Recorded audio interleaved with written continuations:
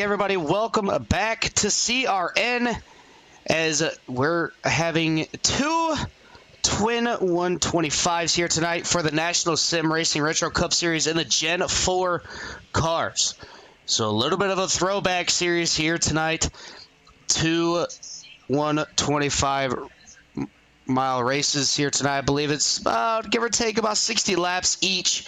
But nonetheless, before we get into the action on track here, let's go down the list here. Give you a little bit of a backstory to Daytona International Speedway. The 2008 configuration is not the newer configuration. It is the older one. So you got a 2.48 mile racetrack. Track temp is going to be 91 degrees. Air temp is going to be 78 with a 13-mile-an-hour wind. So that's going to be something to give and take here tonight. But while we do that, we're going to go ahead and introduce my co-partner. That's going to be Ricky Gonzalez. How are we doing tonight?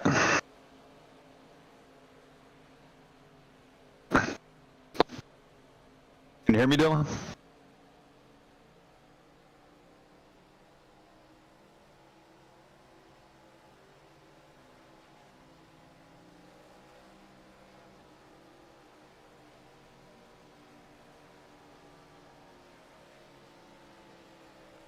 I believe Dylan is having some technical difficulties, but as Dylan was saying, we're here at Daytona, and this, like Dylan was saying, this is the 2008 configuration. So right before they did the repave here in Daytona Beach, and so we're having some of the retro throwback paint schemes on some of these cars.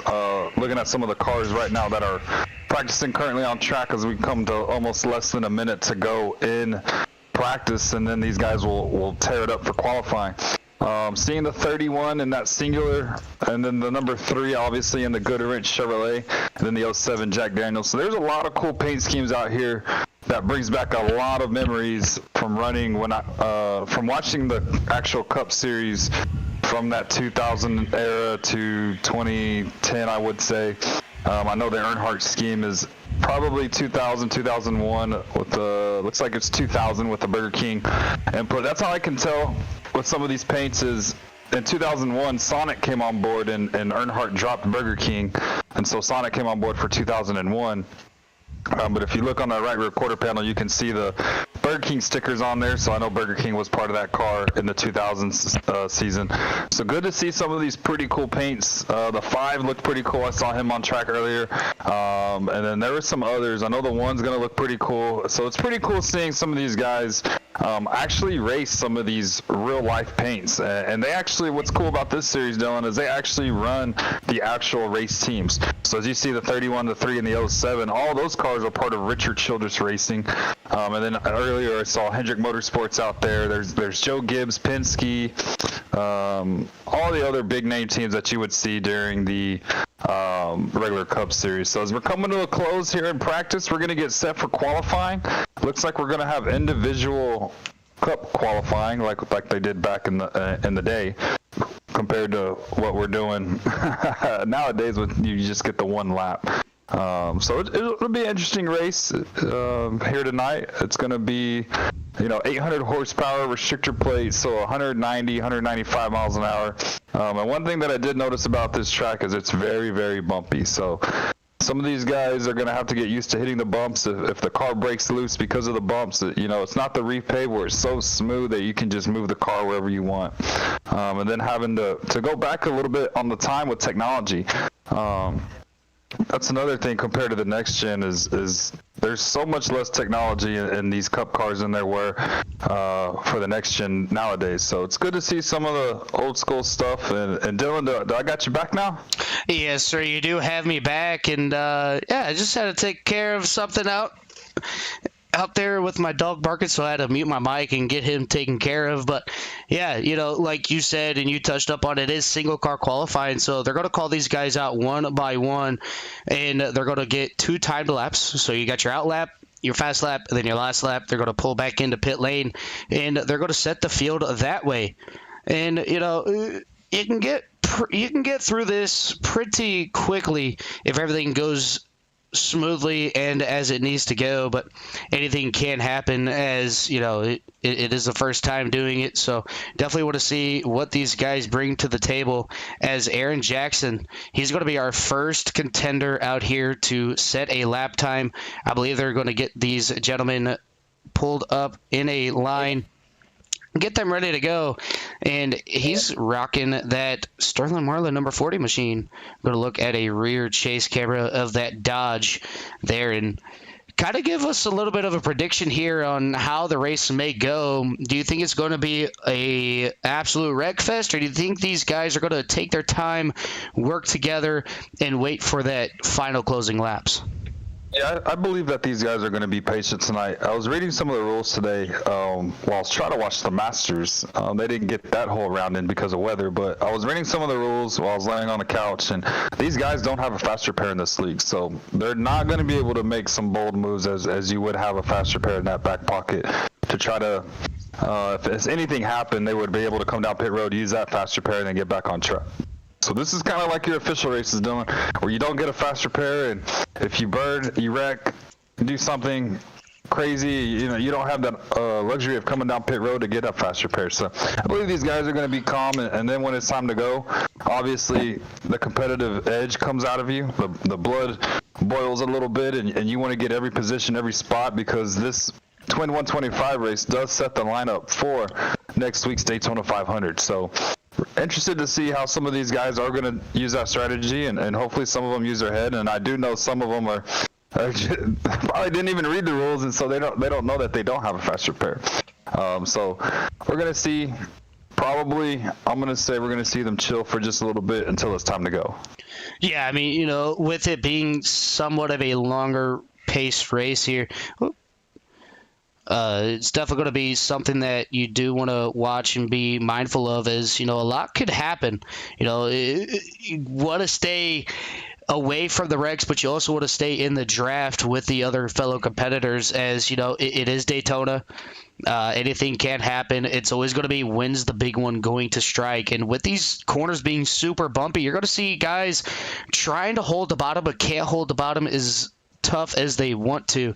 So that's definitely going to be something to watch here. Pit road entry is going to be another thing to watch. Pit exit is going to be the biggest, because even though if these gentlemen don't take tires, or if they do take tires, getting out of pit road and taking that long sweeping left hand to get onto the backstretch where it's nice and flat, you got to watch your throttle control, because you can end up eventually spinning out, as it looks like the number 40 machine, he's going to be able to start his first timed lap here.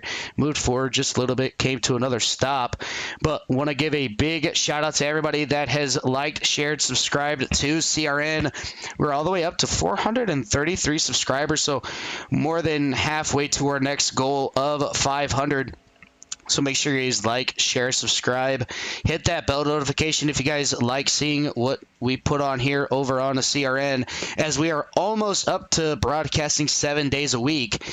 Is, you know, myself and Ricky Gonzalez in the broadcast booth for NSR on Friday nights, Carl and Jimmy in the booth every other Tuesday night for the UCRL Top Gun Cup Series. And then you got Carl in the booth on Friday nights with the Red Line Racing, and then myself on Wednesday nights starting this week with Shane's Super Late Model Series, or Showdown. Something good to note here, I don't know if you've noticed this already, Ricky, but they're picking up so much speed, running that high side, want to get a big enough run to start their first lap. So me personally, if I was to do qualifying like this, I would go to the outside, run the wall all the way around, and then that second lap, I'm hugging that yellow line.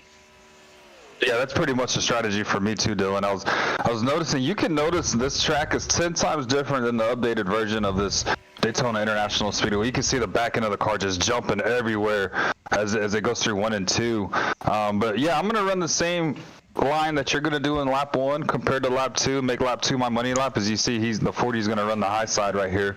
I'm going to try to carry as much speed, but you can see the car moving. Look at that, Dylan. Look at the car. Look at the back end of that car just move all over the racetrack. Almost wants to step out from. Gets a little loose off of 4, but again, this lap is your throwaway lap, and he's going to come to the tri-oval, going to bring it right down to that yellow line, and this is the money lap, I think, for a lot of these drivers. So going to try to hug that yellow line as much as you can. Going to float it just a little bit, getting into 1, and then right back down to the bottom. And so this is probably going to be, a decent lap for Mr. Aaron. Hopefully it shows up when he comes across the start-finish line. But, yeah, looking so good so far, Dylan. Car number 1. Yeah, that first lap was a 49.156. Even though there's only one car out there so far, he has put up the quick time. So this is going to be a time to beat on this second lap. Also want to give a big shout-out to Michael Conti. Providing some of the setups out here week in and week out. Michael Conti, a NASCAR Coke Series driver, built these setups for these drivers out here if they don't have the time to make setups, as he posts a even faster time with a 48.443. So Aaron Jackson coming around to take his final lap here, and I need to look at the qualifying order, see who is up next, and that's going to be Johnny Taylor in the number 3 machine, as he is out there taking his first timed lap. And I don't know if you noticed this, Ricky, but it looks like that 3 car got a little bit of damage. Yeah, it looks like he tagged the wall. I'm looking at it right now. I'm trying to assess the damage. Hopefully it doesn't hinder his pace. Yeah, if you look, it really does look like he scraped the wall, but knowing Johnny, I don't think he did. I think that's just from the car bouncing. So that's definitely going to be something to note here as the race goes on. It could get a little bit more dicey, as I'm going to go ahead and bring up the track map for you guys here and show you guys exactly what we see out here on the track. And look at that number 3 blistering by that pace there, as Johnny goes quickest with a 48.067. So a 47-second lap time is out there if you can run it the best, as Johnny is on his second lap now. Now he's going to run the bottom. So Johnny proving that the top, you can still run that quicker 48-second lap time. Going to see if he can knock it into the 47s. You can see him float up just a little bit on the backstretch to give him a better entry into turn number 3, and then sweeps it right down to the yellow line. So this seems to be a really good lap for that number 3. As everybody knows, the master of Daytona was the number 3 of Dale Earnhardt. So he was going to come off forward, come down to the start-finish line. We're going to see, going to cut the tri-oval, and that's going to be 47.609, good enough for provisional pole. So Mr. Taylor sitting good with high expectations with running that paint scheme. He's going to try to add another victory to the number 3 legacy here at Daytona. And funny enough, Dylan, the 3 legacy at Legacy Daytona, see how that kind of rolls off the tip of your tongue? It does. As we're looking now, it looks like Jacob Kaplan and then number 44 Bugles machine going to be out here taking his first timed lap, as this is split up into 2 different sessions here. So not going to be able to see all the drivers sitting in a pit lane at this time by, as Jacob Kaplan try to work his way up here. And yeah, I'm thinking it's because this track is so bumpy, they're just getting that little bit of damage. They're not hitting the wall or anything like that, but just as much as this track is super bumpy, they're getting a little bit of damage from the bouncing. But his first lap is going to be I think that was his out lap. So correction by me. This is his first lap, or maybe he did brush the wall there. So coming to his second lap, he's going to wrap the inside. And, I do love the Jet Force. I haven't been able to run any of them, but I came out and did a little bit of practice with these guys as Johnny Taylor and Matty D. Clark put up a practice session. I got in there, and it is not fun. Being on a belt-driven wheel now, that hurt just a little bit. Yeah, it's not fun whenever you wreck it. I also did too, Dylan, updated some stuff. So Christmas came early here in the Gonzalez household. Was able to put everything together and oh my God, I can feel the difference already compared to the last wheel that I had. And yeah, I definitely feel your pain when that thing wrecks. Oh my God, it just wants to snap out of your hand, and kind of surprised the heck out of me when I did wreck, because I wanted to see, okay, what can I expect, and what are these other friends of mine talking about when you have one of these wheels and bam, you hit the wall. And yeah, it's not fun. Don't recommend doing that. And then I was messing around with it and messing with force feedback stuff, and these things you can make it drive like it has no power steering, or you can make it drive like it has a ton of power steering. So it's some of these upgrades that they do out here, such as Fanatec and Thrustmaster, and there's some other stuff that are out there, BRS. They do a really good job with some of these direct drives and making it feel almost like the real car. As we're taking a look here now at the number 75 machine of Stoney Benfield. Yeah, he's coming around to take his first lap. He's going to dive it down to the inside. First lap is going to be third quickest with a 48.167. Still, so far, it is Johnny Taylor with the honorary pole with a 47.609. Stoney coming around to be on his second lap as the 4 of Craig Hawkins is on his way out competing for his first lap. Yeah, one thing I've noticed about Stoney's car is that it looks like it's an old Rick Mass paint scheme. Remington on the side there. I know Remington, a gun company that used to sponsor. I don't know if they still sponsor some of the stuff in the Cup Series, but it's a hunting sponsor. So I know Earnhardt was a part of. I think Earnhardt was a part of Remington. Not 100% sure on that. Real Tree. Yeah, this. Like I said earlier, Dylan, man, so many memories of seeing these paints back in the day. Morgan McClure car of the Kodak. Everybody knows this car. If you're a NASCAR fan, you don't know this paint, you're not a NASCAR fan. Yeah, I mean, I had so many die-cast of this car that, I didn't know what to do with them. I had so many of them, I took another one of them, and I put the front bumper of one to the side of the car, and I rubbed the paint off and said I was rubbing really hard on the racetrack, and this is the consequences of it. Then I had other ones that were in the box. So, I mean, I had all the Jeff Gordon die-cast. I had all the Kodak machines. I have the Dale Juniors, the Dale Earnhardts, the Rusty Wallace. I have all those different kind of cars still in the box, sitting in a 5-gallon tote. And it's always good to go out there and look at the nostalgia of what NASCAR used to be and how the cars have changed over the years. And honestly, I think these Gen 4s, they were probably the best car to drive back in that day, other than the 87s. I am kind of biased because I love the 87s.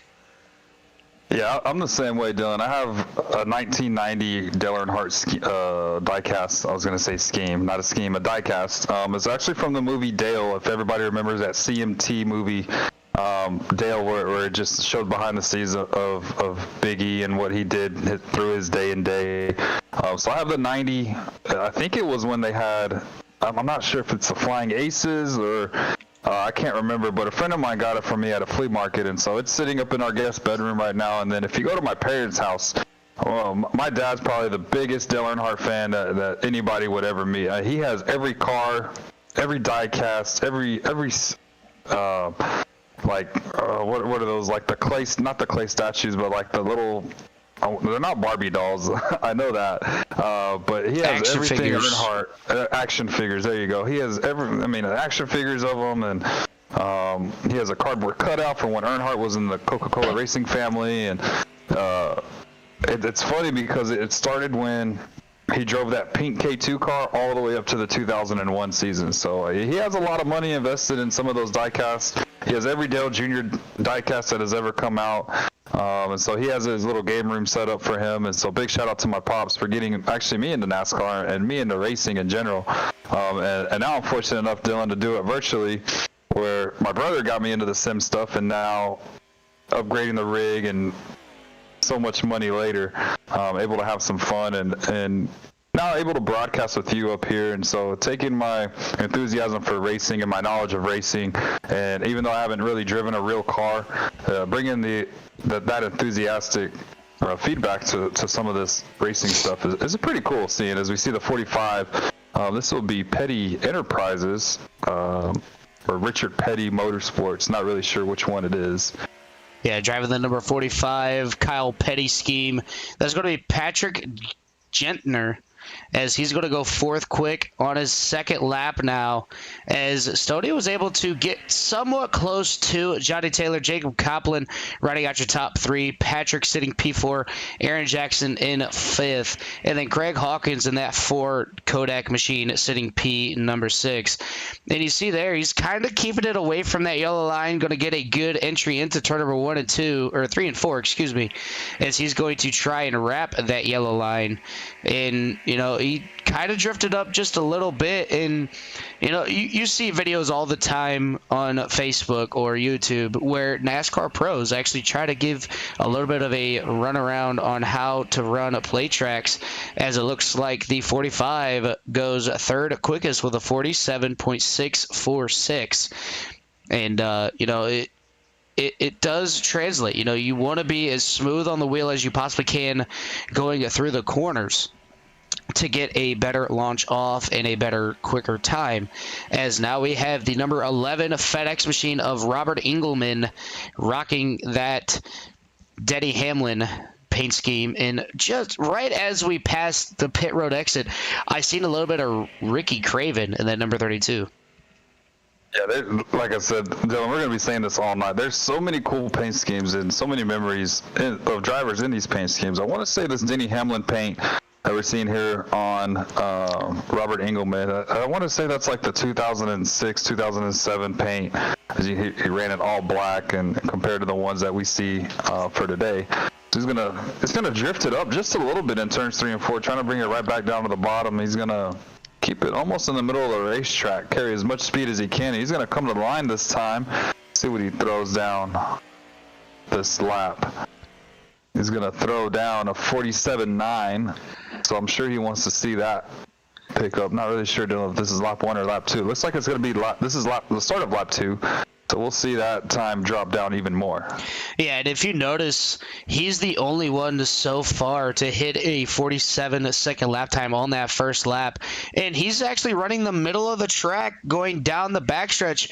And Johnny Taylor's the only one to cut that infield going through for qualifying. So maybe if they were out there watching the number 3 qualify, they picked something up with that. But the 11 not able to wrap the bottom through 3 and 4. The 11 coming around to take his last lap here, and it's going to be a 47. I know. Well, let's see, maybe a slow down. It's going to be another quick time, 47.657. That's going to be good enough to put in P number 4 on the track. Ricky Craven. There it is. Yeah, I think the fast lap, Dylan, is going to be a 40. Obviously, Pole's going to be a 47.5, maybe. But Taylor threw down a quick lap there. But here's the Ricky Craven car you were talking about earlier. Have you ever? No, I never. Every time I hear that, obviously Darlington, right? Or every time you see the paint, too, you got to think of Darlington with that epic battle with Kurt Busch in 2003. Man, that's cool seeing this Tide car back on track here at Daytona. Yeah, last week, Brandon Bass, he ran up front for most of the time, got into a little bit of situations where ended up costing him some time in the pits, but looking back with a fresh car, got that Tide machine all fixed up for tonight's twin 125's. So looking to see what this number 32 can do here. Going to drop all the way down to the inside. First lap is going to be a 48.107, as he's going to be 6th fastest on the track. Next car out there coming around to take his second lap, but start his first is going to be the number 33 of Kyle Hendricks. So the 33, I'm guessing that's Andy Petrie. That's going to be Andy Petrie Racing. Without me going to it, what scheme do you think he's running? Ooh, so the Square D was a 55. This one has to be like what was it? Something Holmes. something Holmes. I don't remember. I'm trying to remember off the top of my head. Something Holmes. I know it's Holmes. Something's in there with Holmes. Let's see once we're gonna get to 32 this time. He's gonna come around turn number 4. Gonna come to the start finish line, and he'll pick up one spot at 47.670. So these times are getting really compact with each other. Oh, and we were totally wrong on that. You were way off, buddy. I knew what it was because I seen it last week. But yes, the 33. Not expecting a skull. The 33 of Kyle Hendricks, Zip Tie Racing, coming around to take his first lap, going to run the wall. And, you know, I haven't seen anybody try to put 4 tires above that white dotted line, and I don't think anybody wants to because, you know, with the track being as bumpy as it is, you don't want to get all the way up there, tag the wall, and, you know, essentially, excuse me, ruin that fast time. As I say that, he puts all 4 tires up above that white line, keeps it out of the wall, going to drive it all the way down to the inside, maybe. And Kyle Hendricks' first lap time of the evening is going to be a possible 47, maybe? Lap number 1 is going to be a 7th quickest, 48.302. Yeah, he's able to run a 48 running that higher line. But one thing I did notice, he started high in 3 and 4 and then cut down to the bottom of the racetrack, trying to carry as much momentum as he can. And he's going to run the wall on his second lap. So I'm not sure if I agree with this strategy. He's going to prove me wrong, though. I guarantee it. He's going to come down to 3, going to swing it all the way down to the bottom of the racetrack, down to that yellow line. Through turn number 4 for the final time. He's going to swoop it back up, going to take it to the middle of the racetrack. Let's see if he cuts the tri-oval. And he does. Well, it's the second car that's cut that. He's going to come to the line. Second quickest. 2. Ooh, 47.637 goes to the number 33 of Kyle Hendricks. Out there on track right now, running the number 99, but 18 on the SDK is going to be James Marcotti in that X-Side SKF Ford Taurus Jeff Burton throwback here. As you know, Ricky, you have a familiarity. I can't even talk. Anyways, you kind of ran this paint scheme in a different league that we ran, and I was fortunate enough to paint that scheme for you. Yeah, you were. That was actually the first league I've actually joined, but outside of another league that me and you are in. Actually, the second league. I'm gonna say the second league, but it was actually the first that I could actually be in. And you know, with Core, it was different because we did what we called the D series back then. So it was a developmental series. It's like your audition to get into any other league that you wanted to race in Core. So I was fortunate enough to do that, and then me and you met in Ghost. Shout out to Wes Fuller and his team for letting us join that. So yeah, we did a throwback at Rockingham, and I was like, Dylan, make me a paint. I don't care what it is. And you brought a picture to me, and I said, I'll run it. And anybody who knows me, and you know, I'm humble enough to have guys that are fortunate to paint cars for us, and I definitely appreciated you making this paint scheme. And I'm obviously, I don't really care what the paint is. I just want to go fast, turn left, and occasionally turn right. Not the best road course racer, but if I got to do it, I got to do it. Sent me the picture. I said, let's slap it on the car. I think we got a top 10 that night out of that race. And so, yeah, you ran the Baby Ruth DuPont. That was pretty cool. Jeff Gordon, like, cut in half paint, so that was pretty cool. The number 99 is going to come across the start-finish line, or 18. Going to be good enough for P number 7 right now. Yeah, he's going to knock off Jacob Kaplan for P number 7. The number 2 of Daniel Molnick's Rusty Wallace throwback. He's coming around to take his first lap here. And if I'm not mistaken, kind of refresh my memory, I think this is the track where Rusty Wallace had that super big flip going down, I believe it was the front stretch, or maybe it was Talladega. I know it was one of the play tracks is Daniel Molnick's running that number 2 Dodge. A history lesson, because I love history, Dylan. That was my minor in college. I love going back and seeing different aspects of life in different eras. Yeah, Rusty Wallace drove the 27, and I believe it was Talladega. Came through the tri-oval, clipped the grass, or somebody turned him, and he just went flying. And I actually do believe that car is on display at the Talladega Museum. And Dylan, I'm actually going there in 2 weeks, so if I do see that car, I'm going to send you pictures of it. That car is, I've seen pictures of it before, and it's destroyed. I mean, I don't know how Rusty even survived with no Hans device, there is no foam in the doors to like lessen the blow as a car flipped.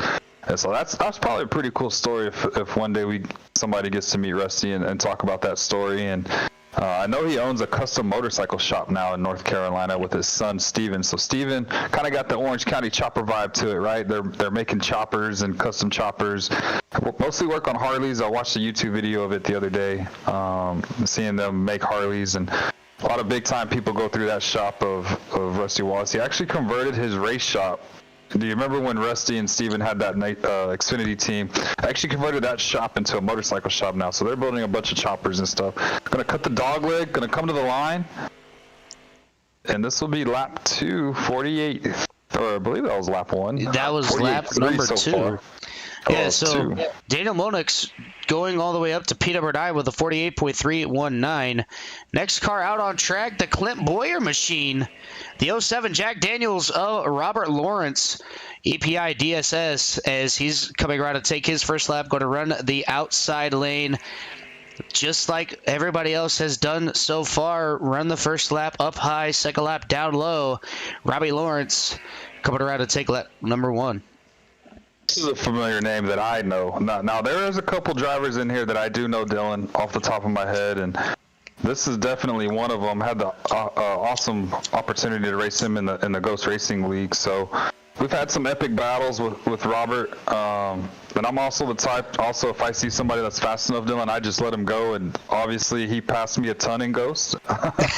So he passed me flying like I'm sitting still, and he's just in an extra gear. I think he had 5th gear in that car. I guarantee it. But Robert going to bring it down to the bottom of the racetrack. He's one of the guys that we said, Dylan, that we know.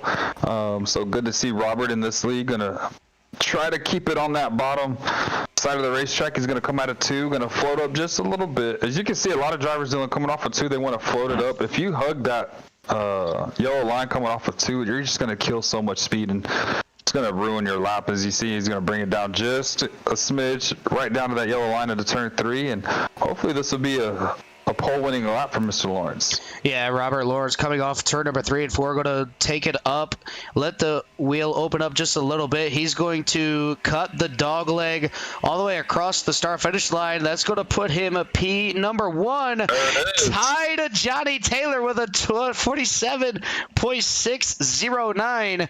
So top of the boards goes Robert Lawrence.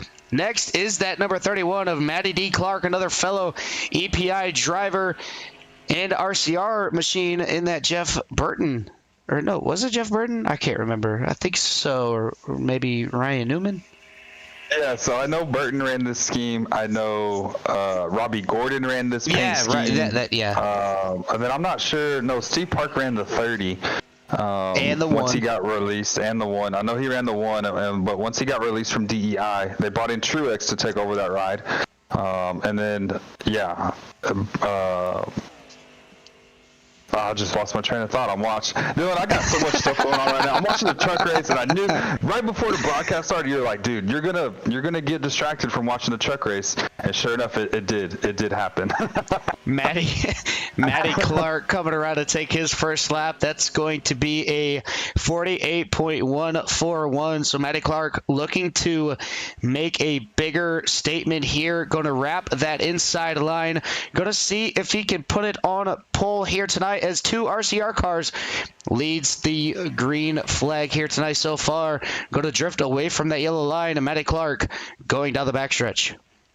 Yeah, RCR trying to take advantage so far. They have the front row, and anybody who is into NASCAR knows that the first 2 are going to be locked in the front row no matter what. And so RCR now looking to take the top 3 spots. Matty's going to come off of turn number 4, and let's see if he does what everybody else does, cuts this tri-oval. He's not going to cut the tri-oval, so let's see where that puts him. 31 comes across the line. It's going to be P number 3, so RCR strong so far here at Daytona tonight, sitting 1, 2, 3. And Dylan, this is probably my favorite paint scheme of the night. I'm just going to throw it out there right now. Yeah, Mark Saccoci in the number 8 Dale Jr. scheme. Going to get a beautiful look at this number 8 machine.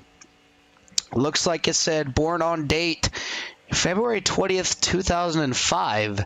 So repping that Budweiser number 8 machine DEI of Mark Sakocki. So everybody knows Dale Jr. ran this paint scheme in 2004, and then he actually won the Daytona 500 that year. And so he elected to run this paint scheme again. Almost had back-to-back wins, but some guy named Jeff Gordon, I'm not familiar with that name, Dylan. Some guy named by that name ended up winning the race that day. And you know, if anybody wants to be the Pied Piper of speedway racing, it's definitely the guy that drove that number 8 car for DEI. I mean, man, they had everything going for them at plate tracks, with the horsepower and Richie Gilmore engines and the R&D department at DEI. And we're gonna see Mark's first time here. See where it puts him. I don't think it registered. He might have had a black. I know he was on the radio saying he had a black flag, so I'm not sure if it registered. Yeah, it did not register that lap, so maybe he's getting another lap to sacrifice, but he's going to run the outside again in turn number 1 and 2. See what he does in 3 and 4. Does he go down to the inside? No, he's going to stay. Yeah, he's going to dive it down to the inside. Not going to get down by the yellow line, so going to run about mid-track and see what kind of time Mark Sakocki can put on here. And no, he's going to go back into pit lane. So Mark Sakocki not going to be able to put down a time here tonight. Possibly come back out and get a new lap time. But Mark Thomas, the man, the myth, the tea and crumpets, the muffin man, the number 12 Alltel Ryan Newman scheme of Mark Thomas. I know this guy. And Dylan, do you know the Muffin Man? The Muffin Man. The Muffin Man? The one who lives on Drury Lane? Yes, yeah, I'm a big fan of Mark Thomas. He's helped me in road racing, so big shout out to Mark. Glad to see you running here tonight on the Saturday Night League.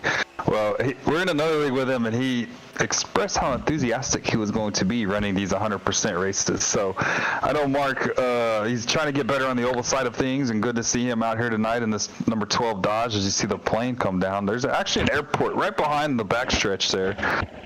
There's a cool photo of Dale Jr. when he was leading the Daytona 500 of Air Force One coming in, and so that's pretty cool seeing the airplane and how iRacing has manipulated that to see the planes come in every now and then. But back to Muffin Man, he's going to come off of turn number 4 for his first lap. He's going to come down to the tri-oval, and let's see what Muffin Man puts down this time. We're gonna see, Dylan. Let's see.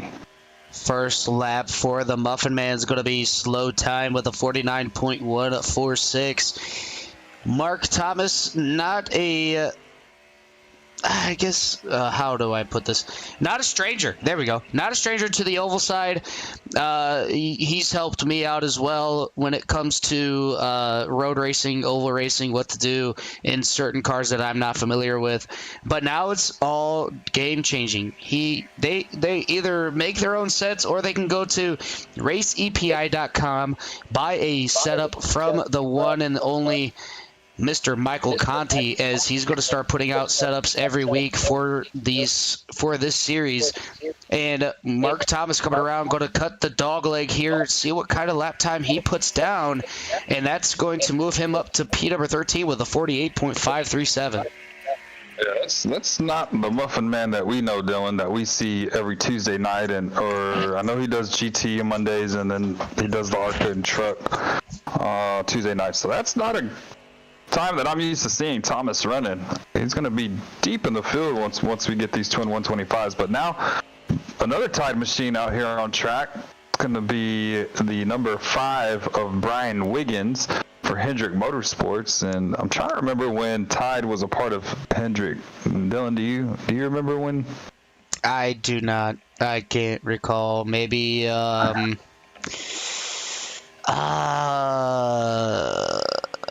don't know. I remember the Kellogg's machine, the GoDaddy machine. I think, what was it, the 25 that ran the GMAC?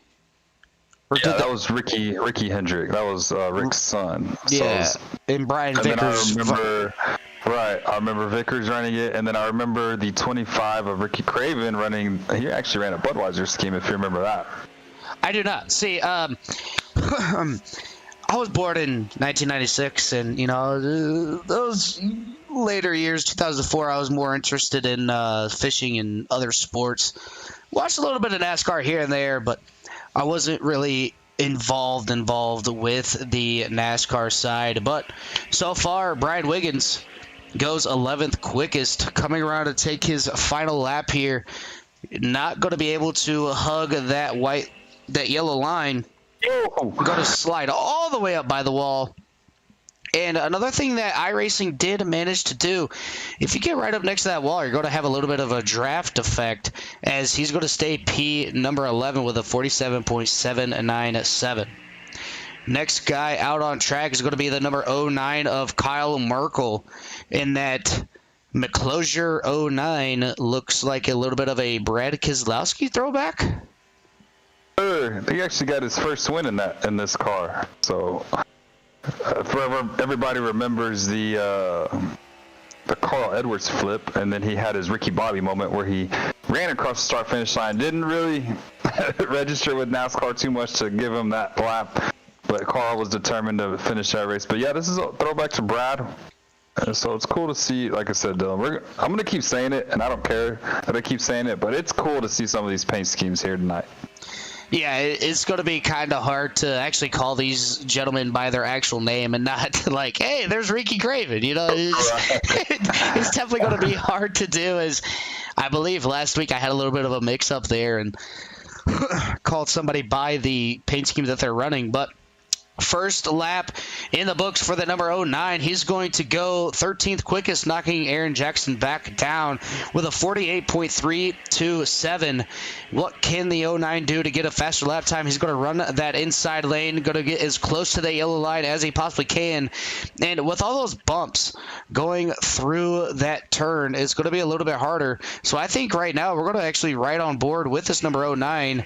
Just show you how much it really is bouncy going through turn number 3 and 4. You see it right there. Just look at the wheels going back and forth. He's trying to keep that wheel as solid as he possibly can. Going to hit the apron just a little bit, going to bounce off of it, and coming around, possibly going to cut the dog leg. We're going to see here he does. It goes right back up. We're going to see what this lap time is going to be. It's going to be third quickest, knocking Matty Clark off the third spot. Move him up there with a 47.626. Out there on track right now is going to be the number 48 of Dan Ross and that Jimmy Johnson throwback. Yeah, so everybody knows the 7th time, Mr. Jimmy Johnson. We're going to see Dan's first time, another Hendrick Motorsports entry. But going back to the 09 lap, that was one heck of a lap. Going to break up that Richard Childress trio. And so it'll be the 07, the 3, the 09, then the 31. And you can see, Dylan, how much these guys are running close to each other, 0.000, so they actually tied. And then you have a 0.016, a 0.009, a 0.001, 0.002. So these guys there's no room for error in qualifying tonight. You're trying to get the best starting position for these twin 125 Gatorade duels. As we're going to see the 48 come off of turn number 4. He's going to head into the tri-oval this time to complete lap number 1. We're going to see where that puts him. So we'll score the 48 car, 13th so far, 47.997. And so he's going to elect to run the second lap, and then possibly bring it down to the bottom. Let's see who goes through 1 and 2. He's going to keep it on the high side. So a little bit of strategy game going on, Dylan, here in qualifying so far. Dan electing to run the outside lane for lap number 2. Yeah, looking to see what he can do on this high side. And he did take it straight down to the inside. Not going to be able to ride the yellow line, but maybe pick up some more tenths, or even maybe pick up a couple more tenths, as he's going to keep it above the dog leg here through the tri-oval. That's going to put him P number 12 with a 47.732. Next guy out here on track in the Steve Park Pennzoil number 1 machine, that's going to be John Thompson out of California, coming around to start his first lap. And just got to give a big shout out to Mark Sakochi and letting CRN broadcast their league week in and week out. I've known Mark Saccoci, Brian Wiggins, John Thompson, and Johnny J. Taylor, all the way from back on NASCAR 15 on the PS3 console side. We all used to run together on those where you didn't have a fixed setup. You had to put in, a little bit of a custom setup if you could. If you knew exactly what you were doing, you could put in a full-blown custom setup. But that's where we all stemmed from, and we all made the merge over here to iRacing. And, it's been great. We all became really good friends. We talk to each other almost daily, as that Steve Park machine going to go 14th quickest with a 48.240.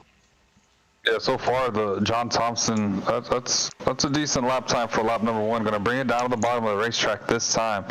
So I'm interested to hear or listen to the strategy of the 5. Wondering why he ran the outside lane on lap number 2. Not sure if he just forgot what lap he was on or what, but it looks like the 1 is going to bring it to the middle of the racetrack, going to open up that entry into turn number 3, going to swoop down to the bottom like he did down in turn number 1 and 2, and he's going to come off of 4 this time, and we're going to see where he lines up. Going to drift up just a little bit, letting the car do what it's supposed to do. Don't want to scrub too much speed, and he's not going to cut the tri-oval, so that'll put the 1 machine P number 4. Ooh, look at that. .003 from taking a 3rd position with a 47 point. I can't remember what it was, as I was trying to look for the qualifying order here, as it's going to be Chad Gunnigson coming out here to start his first lap, as he is out there, the number 97 Sharpie scheme. Oh, please, look at that, Ricky. We got the different scheme, because I don't think Kurt Busch was running the Sharpie scheme at Darlington, but still, we have the 97, and we also have the 32 out there, so maybe they can recreate that famous they touch moment at Darlington later in the season. Yeah, I believe, Dylan, the sponsor for the Darlington race was Rubbermaid, and so as you see on the deck lid there, Rubbermaid is the company who makes Sharpie, and so yeah, that'll be actually pretty cool. We also have to drag in another amigo of ours in here, Dylan, and I'm pretty sure you know where I'm going with this. And Caleb, if you're listening, Mr. Caleb Collins, we're gonna have to have you do one of these races with us, because if us 3 can recreate that scene from Darlington in 2003, nobody's gonna touch us in the broadcasting world. I guarantee that right now. Well, I'm just saying it right now.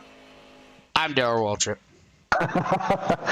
I can make Caleb Mike Joy, because he has a background in radio and TV, and he has that voice, and so we can let him be Mike Joy. I can be Mick Reynolds, and we'll go from there. Yeah, so far it is Chad starting P number 15, going to come around to take his 2nd lap. Next car out there on deck is going to be our shootout winner. That's going to be William Martin. And then number 6, Valvoline machine. But looks like the 97 is going to drift up the track ever so slightly. Going to bring it all the way back down, hit that yellow line, move it back on up. See if he cuts the tri-oval here. Through the tri-oval he goes. He's going to do so.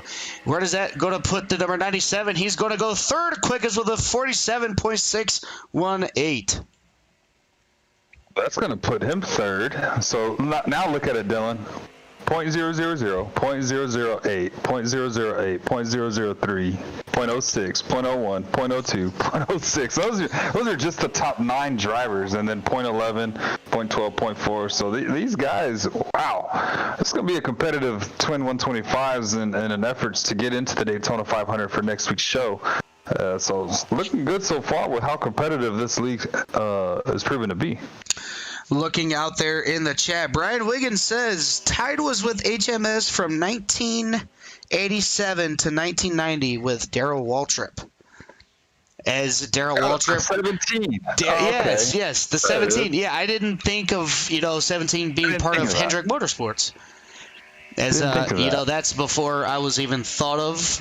Oh no, it just froze. What just happened here? We're gonna cut to a quick commercial break. It'll be right back.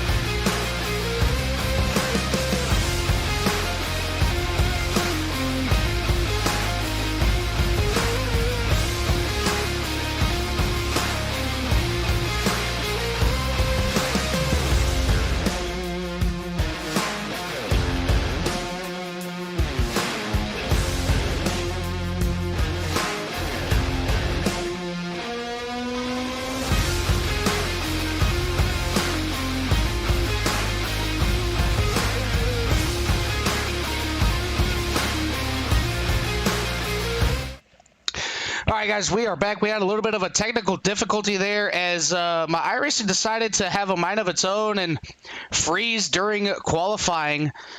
Hopefully we got everything figured out as we have a new pole setter in Alexander Encarnacio in the number 35 running a 47.573. So looking for him to... Called it, Dylan. Yeah, you did. As you're trying to get situated over here with iRacing, Dylan called it. A 47.5 was out there, and sure enough, Alexander found it and ended up running a 47.573. So Dylan trying to update training pace right now and does a successful job of doing that. So now we see the 43 car, and anybody who knows this, you know who it belongs to. It's Petty Motorsports. So good to see. Oh, he's going to be in the wall, Dylan, and he's able to get out of it. So that'll hinder his progress on lap number 1. But hopefully, trying to get the speed wound back up in that machine. Going to come down and complete lap number 1, and into the wall again. Yeah, the 43 going to be in the wall again on lap number 1. So lap number 1 is not going to count here tonight. Going to see what he can do on lap number 2 as he's going to possibly dive it down to the inside, get away from that wall. And just such an iconic paint scheme, you know, bring out this beautiful number 43 Dodge, I believe it is. And or maybe, is that a Ford Taurus? It looks like a Ford Taurus. As, you know, everybody knows the good number 43 machine. And it looks like that's a Ford front end. I know Richard Petty drove a Dodge. As yes, it is a Dodge Charger. You see it there down below, but from a distance, it looked like a Ford Taurus front end. As lap number 2 for Shane Wheeldon is going to be a 47.960, good enough for P number 18. As Jacob Peak and the number 42 Haviline machine coming out here to start lap number 1. Yeah, this is going to be the Jamie McMurray days of the 42. And so we know Jamie won at Charlotte in his second start. So that's the fastest, what's the word I'm looking for? That's the fastest somebody has won a race in the Cup Series. So Jamie McMurray holds a record. I believe it was Kevin Harvick, and he was tied with somebody else. I'm not really sure who the other driver was. Harvick won in his third start. Everybody knows that iconic moment in 2001 at Atlanta. But seeing the 42, he's going to take it to the outside in turn number 3, carrying as much speed. And I know we're coming down to the end of this thing, Dylan. 22 drivers so far have taken a timed lap, and so the 42 now will be the 23rd driver. And so he's going to come down to the start-finish line, going to bring it down to the bottom of the racetrack, and let's see where he registers. He's going to register to 21st. And so Mr. Peak trying to advance and trying to move up a position in qualifying here tonight. So 48.5, we know he's going to be a whole of a lot quicker just because he's running the bottom of the racetrack. Shortest way around this 2.5-mile track. Going to keep it on that yellow line as we go down the backstretch. And Dylan, that's probably the first time I've seen a driver all night that's keeping that car glued to that yellow line. Yeah, and it kind of looked like he got a little bit loose coming out of the corner too. But trying to keep that car glued to the yellow line, like you said earlier in the broadcast.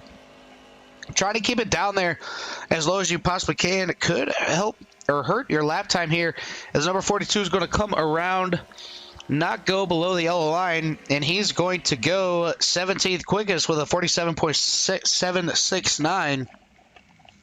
And that is going to round out our qualifying grid here tonight. 23 drivers in this race here tonight. I think we'll have... Oh, I'm sorry. Go ahead. I think while we're waiting, and I don't know if they're going to have a little bit of a warm-up or anything like that, but let's see if we just can't get our pole sitter in here as he's getting ready to grid up.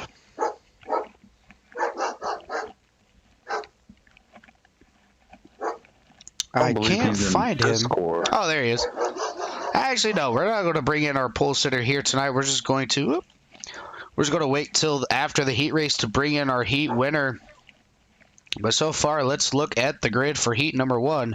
It's going to be Alexander Encarnacio, P number 1. Johnny Taylor in second. Kyle Merkel in third. Matty Clark in fourth. Stoney Bedfield in fifth. Robert Engelman in sixth. James Marcotti in seventh. William Martin, last week's winner, in eighth. Jacob Peak in ninth. Shane Wilden in 10th. Aaron Jackson in 11th. Craig Hawkins in P number 12. With, let's see if there's any more drivers out here. There is not. So 12 drivers in the first heat. So 12 drivers for the first heat. Go to see what these gentlemen can do here tonight for heat number 1 to set the starting order for our Daytona 500 next week. Yeah, and I believe we're going to be doing something different in this league than we've done in our previous leagues, Dylan. I do believe they're going to have the command to start engines, so we're going to see.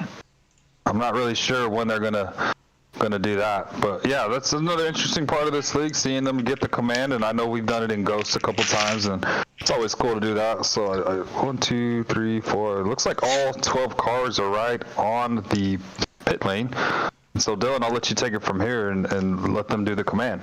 Yeah, I don't think they're doing it for the heat race. I think they're doing it for, are they doing it for the heat? No, they're not doing it for the heat races tonight, maybe. I don't know.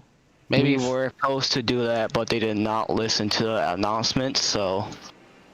Oh, well, maybe second heat we can bring Lyle back in here, as he's going to be our race control here tonight. Lyle, welcome to the CRN broadcast booth here tonight with myself and Ricky Gonzalez, as these drivers are getting ready to go out here and run these 50 laps for tonight's first heat, as it's going to be a show put on here, as you got 2 RCR cars lining up on the front row, well, first and second row on that outside. Then you got the number 35 of Alexander Encarnacio, P number 1, with the 09, P number 4. Yeah, that's going to be interesting. All right, Lyle, well, we're going to go ahead and let you sit back up there. And just before the second heat starts, make sure you tell those drivers turn off those engines, and we'll bring you up here for our second command. I will. All right, buddy. Take care. You too.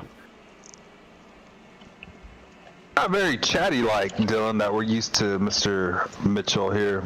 But we're going to come around. We're going to get set for the first of our twin 125, our Gatorade duels here at Daytona International Speedway here in Daytona Beach, Florida. All the cars are going to get lined up. So we have 6 rows, 12 total drivers in this first Gatorade 125, as we have Barney the flagman. He has the green flag in hand. Pace car going to take a turn onto pit road. And we are underway, Dylan, here for the first of our Gatorade Twin 125s. The 35 is going to edge out the 3 as they head off into turn number 1 for the first time here at Speed Weeks. Already, you can see the 31 and the 3 working together, nose to tail, going into turn number 1 and 2, as they got 2 lines forming as of right now. The 31 and 3 working together, as it looks like the number 11 going to cut down in front of the number 09, as the 09 is going to back up the racetrack. Get in the back, wants to be there for a long time, not the short time, as the 6 is going to be right up on the back bumper, the number 31 of Matty Clark. Yes, we're taking a look. They're side by side. They've got 3 cars on the top lane, 2 cars on the bottom. And the decision by the 09 might cost him the draft. He is falling way off pace, and this pack has gotten away from him. So he's going to need a quick caution to get lined back up. But so far, give the first lap of the Gatorade duels to Johnny Taylor in that number 3. So really surprised to see those 2 cars on the bottom of the racetrack work so well together compared to the 3 cars that are on top. And let's see if they get the momentum carried down the backstretch. They will, and so the 3 looks like he's going to clear the leader. Now the 31 is side by side with the 35, and so now they're going to dive into turn number 3. So the first 2 car, oh no, the 35 is going to come right back to the bumper of the number 3. And those 2 car tandems are actually working pretty well here so far here at Daytona tonight. Yeah, 2 car tandems down on the inside, 3 car tandems up on the outside, 3 against 2, but it looks like 2 is going to have the dominating factor, as that 40 machine and the 43 starting to catch up to the number 6 of William Martin. And now it's going to be 5 on 2. What can Alexander and the 11 of Robert Engelman do here to stay in front of that number 3 and 31 RCR combo, as it looks like the number 6 thought about taking it 3 wide in this early going of the race. Thought better of it, as now we have about almost 3 cars down there on the inside, everybody else up on the top. Everybody's on the outside lane, and really surprised to see the 35 and the 11 carry so much speed and able to keep the momentum up on the bottom side of the racetrack. As you see the 31 come right to the back bumper of the number 3. He's going to push him across the line again, as Taylor's going to lead another lap here tonight. And so curious to see how they do the points. Oh, this is not going to be a points paying race. So points not on the line tonight. I'm anxious to see how they're going to do points next week once we start the actual season of, do you get the 5 bonus points of leading a lap? Is it 1 point? And if there's any extra bonus points involved. But yeah, these guys are holding their own, and so you can see the inside line now starting to gain a little bit of momentum with the 75, the 43, the 42, and the 4. Looks like the 4 is just chilling on the back of this pack, but here comes the 35 up to the inside once again. The 6 gonna leave the RCR team out to dry. And that's gonna bring the 40 up to the 31. Let's see who leads this lap. Oh, too close to call. Yeah, I couldn't even tell. That was kind of a photo finish. And, it's always good to see where the line and the momentum's going. Ricky, me and you, we run a lot of these next gens and the newer cars. But you see, especially the next gens, you can see where the line's moving, where it's not, where they're checking up, where they aren't. And so far with these Gen 4s, they've been similar. You see a little bit of a run on the inside, and then it stalls out, then there's a run on the outside. Something that Johnny Taylor and Matty Clark are trying to do is get Matty Clark clear of that number 35, and you're going to see those 2 RCR cars go from the top down to the inside to protect that bottom from the number 35. But still, so far, it's still going to be a 2-horse race side by side for another lap. Yeah, the 3 and the 31, the 35 and the 11. Here comes the 6 now trying to join the party. The 40 has come up and joined the party, and then right behind them, the 75 and the 43 trying to come in and make some noise. And those two, they're still side by side, Dylan. We've been side by side now for 6 laps, and really good driving on these drivers. The skill level is through the roof right now. Nobody wrecking each other, and I'm sure some of them are trying to be patient. No blocking has gone on so far, but I guarantee you called it. The 3 and the 31, once they get cleared, they're going to try to control this race. Dive to the bottom to the inside of the bottom of the track. Couldn't talk for a minute. Yeah, I know they're going to try to control this race. Yeah, it's definitely going to be a who's out front at the last moment, as it's going to be Johnny Taylor leading that lap next time by. Another fast lap by the front 2, as Johnny Taylor run a little bit slower than your pole sitter here tonight of the number 35 of Alexander Encarnacio, as he's going to get a little bit of an edge on that number 3 machine. And you see there, they're giving so much room. Very respectful in this top 6. I know Johnny Taylor prides himself on being clean. Matty Clark does the same thing. Everybody that represents all these beautiful paint schemes here tonight, giving enough room, not trying to side draft, put their cars in a position where they can't get out of. And still going to be side by side for lap number 7, as it looks like the RCR machine's able to get a little bit of a run and gap out of there, as Johnny Taylor able to lead that lap again.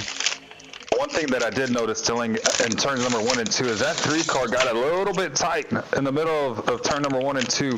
Just a smidge, if you could tell. It looks like he's trying to side draft the 11 right now, trying to get back up to the 35. So it looks like that inside lane is starting to develop some speed. And the RCR teammates, once again, just 1 and 2, sitting nose to tail. The 40 has dropped back just a little bit. And so it looks like, it's almost clear. Couldn't quite get to it. Here comes the run of the 35. He's going to get right back to the inside of them. And so I'm starting to see handling now starting to be a little factor. I know this is an open setup league, and so we're going to see how some of these cars start to drive once the tires have heated up. It's slick out here. It's bumpy. We're going to start seeing some moves being made, and who's going to be moving to the front and who's going to be moving to the back.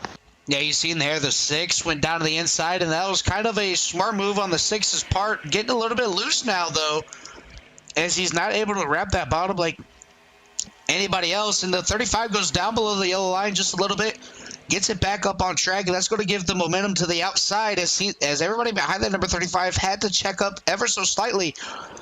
As there they go, RCR down to the inside. Oh, Matty Clark gets turned.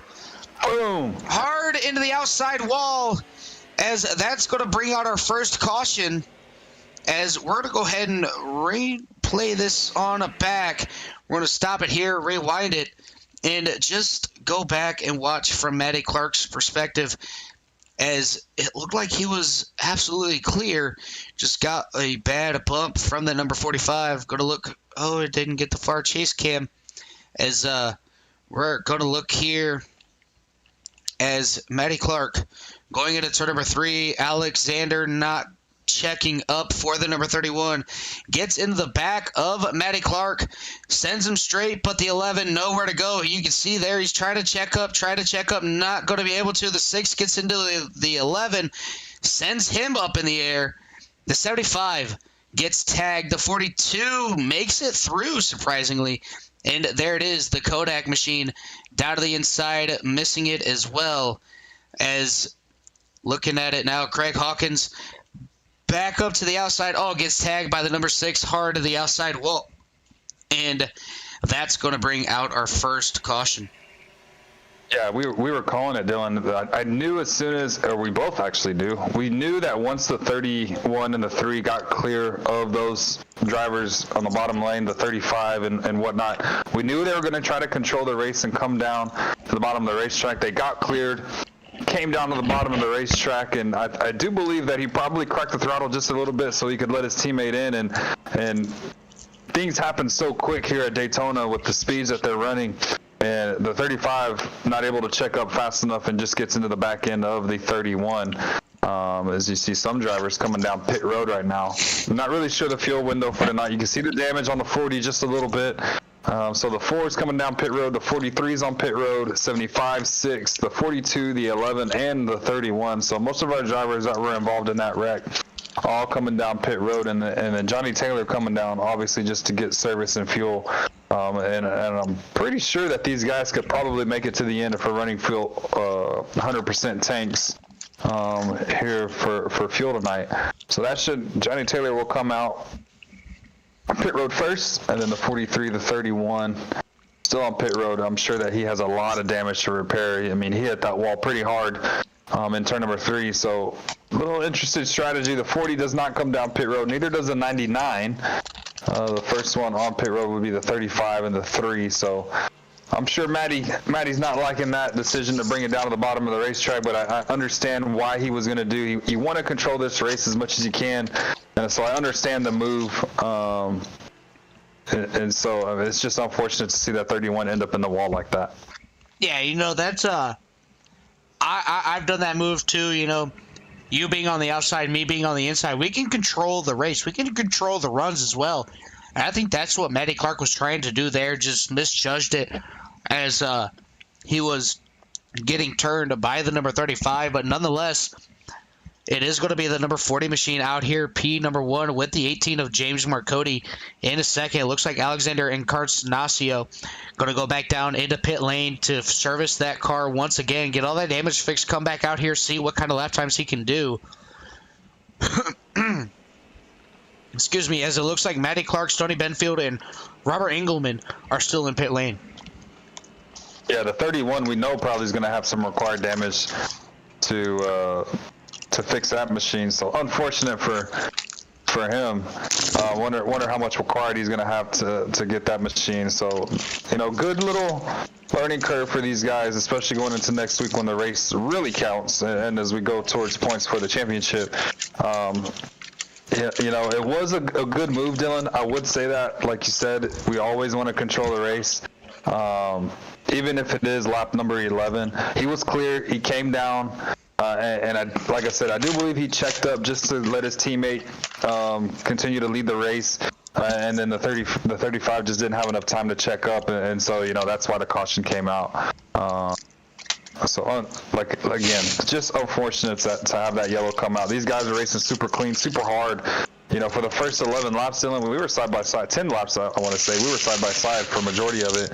And now I'm interested to see the tire wear, what tire wear looks like on some of these guys, and hopefully we can get back to racing here shortly. Looks like the lights are out on the pace car, so we are going to go green this time. Yeah, and another thing that we're going to put in there, they're doing single file restarts. So you're going to see everybody single file, just like how they ran back in the olden days. Single file restart is going to line these guys back up. Barney is going to have the green flag in his hand. Can't go until Barney, excuse me, waves the green flag. The 40 is going to drop down to the inside. Johnny Taylor, though, looking to make it too wide and go for the lead right off the restart. All by himself up on that high side, making it work. 99 is going to follow with the number 43. Look at that. Johnny Taylor all the way back up to the lead.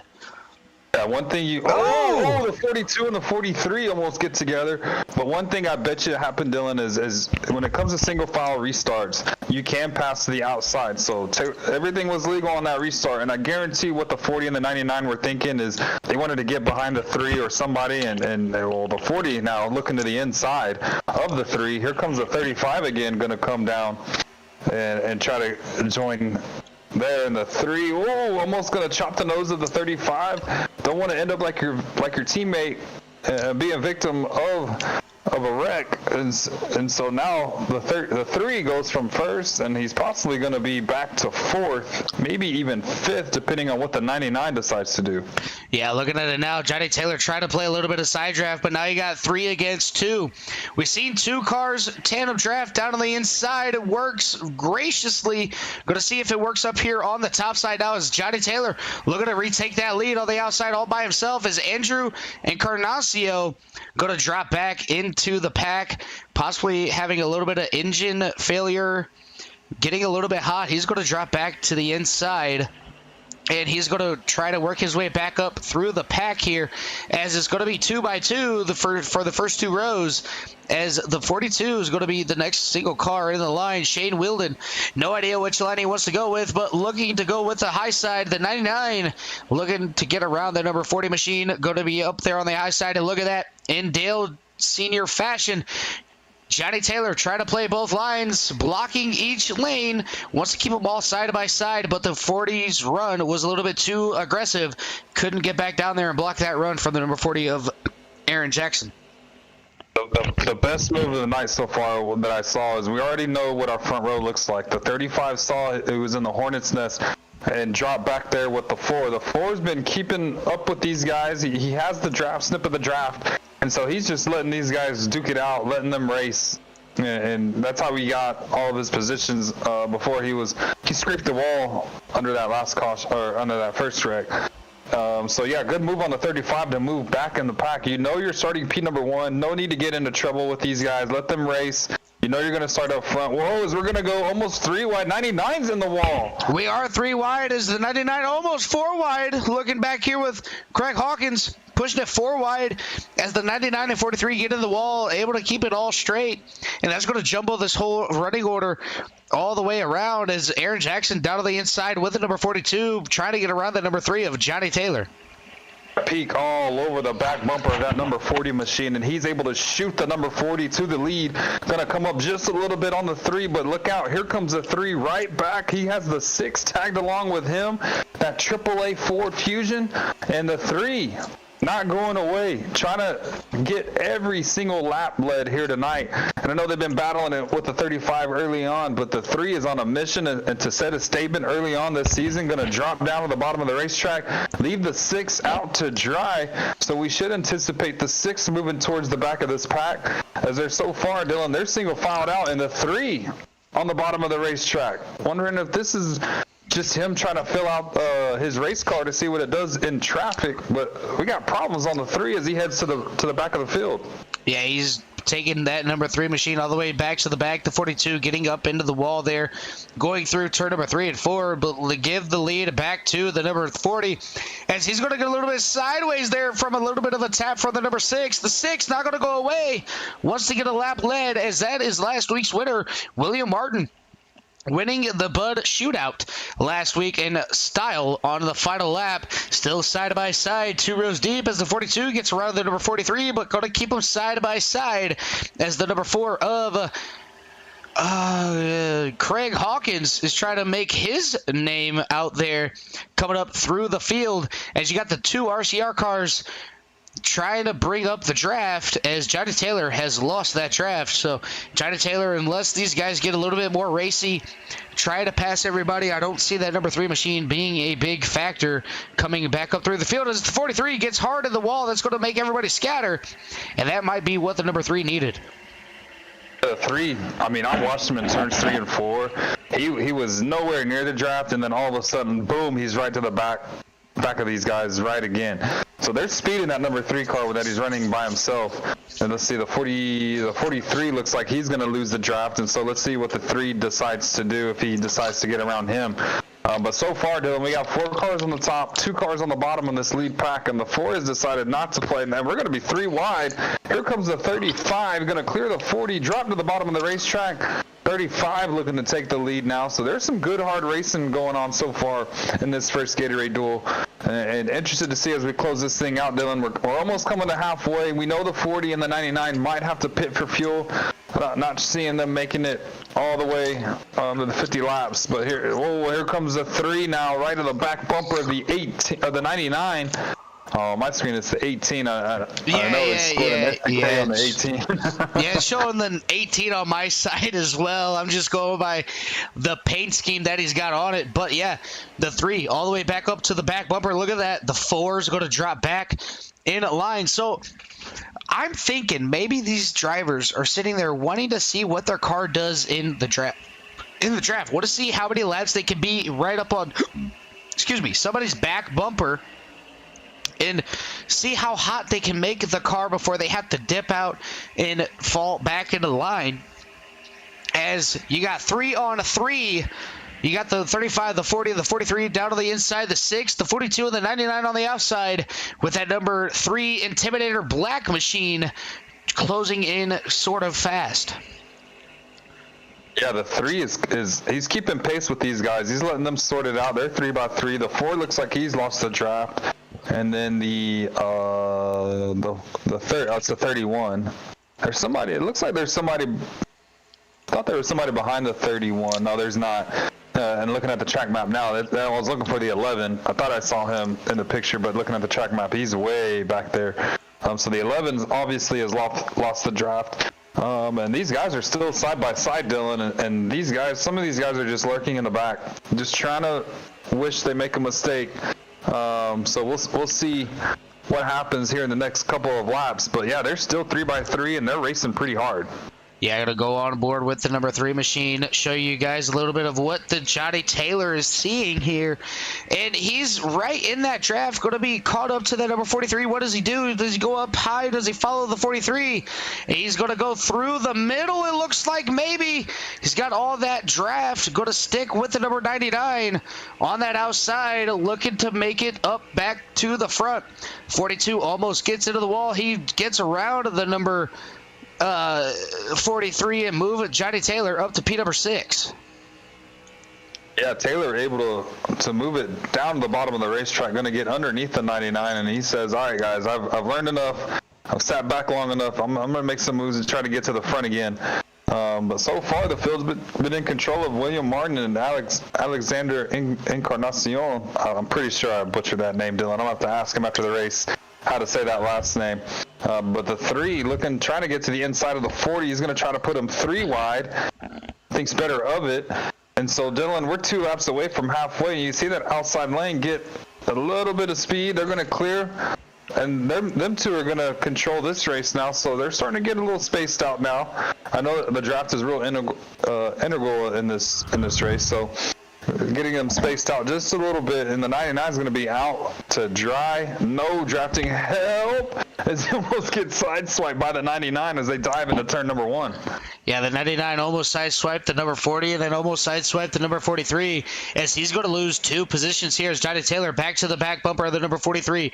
The 6 and the 42 leading the race here is Alexander Encarnacio takes him 3 wide on the outside to get that lap as he's going to be at the point here. As I didn't even see the number 35. He just blinked out of space and came back right at the last minute. But that 6 not going to go anywhere. Down to the inside he goes. Yeah, that surprised me too, Dylan. I thought the 6 was out there by himself.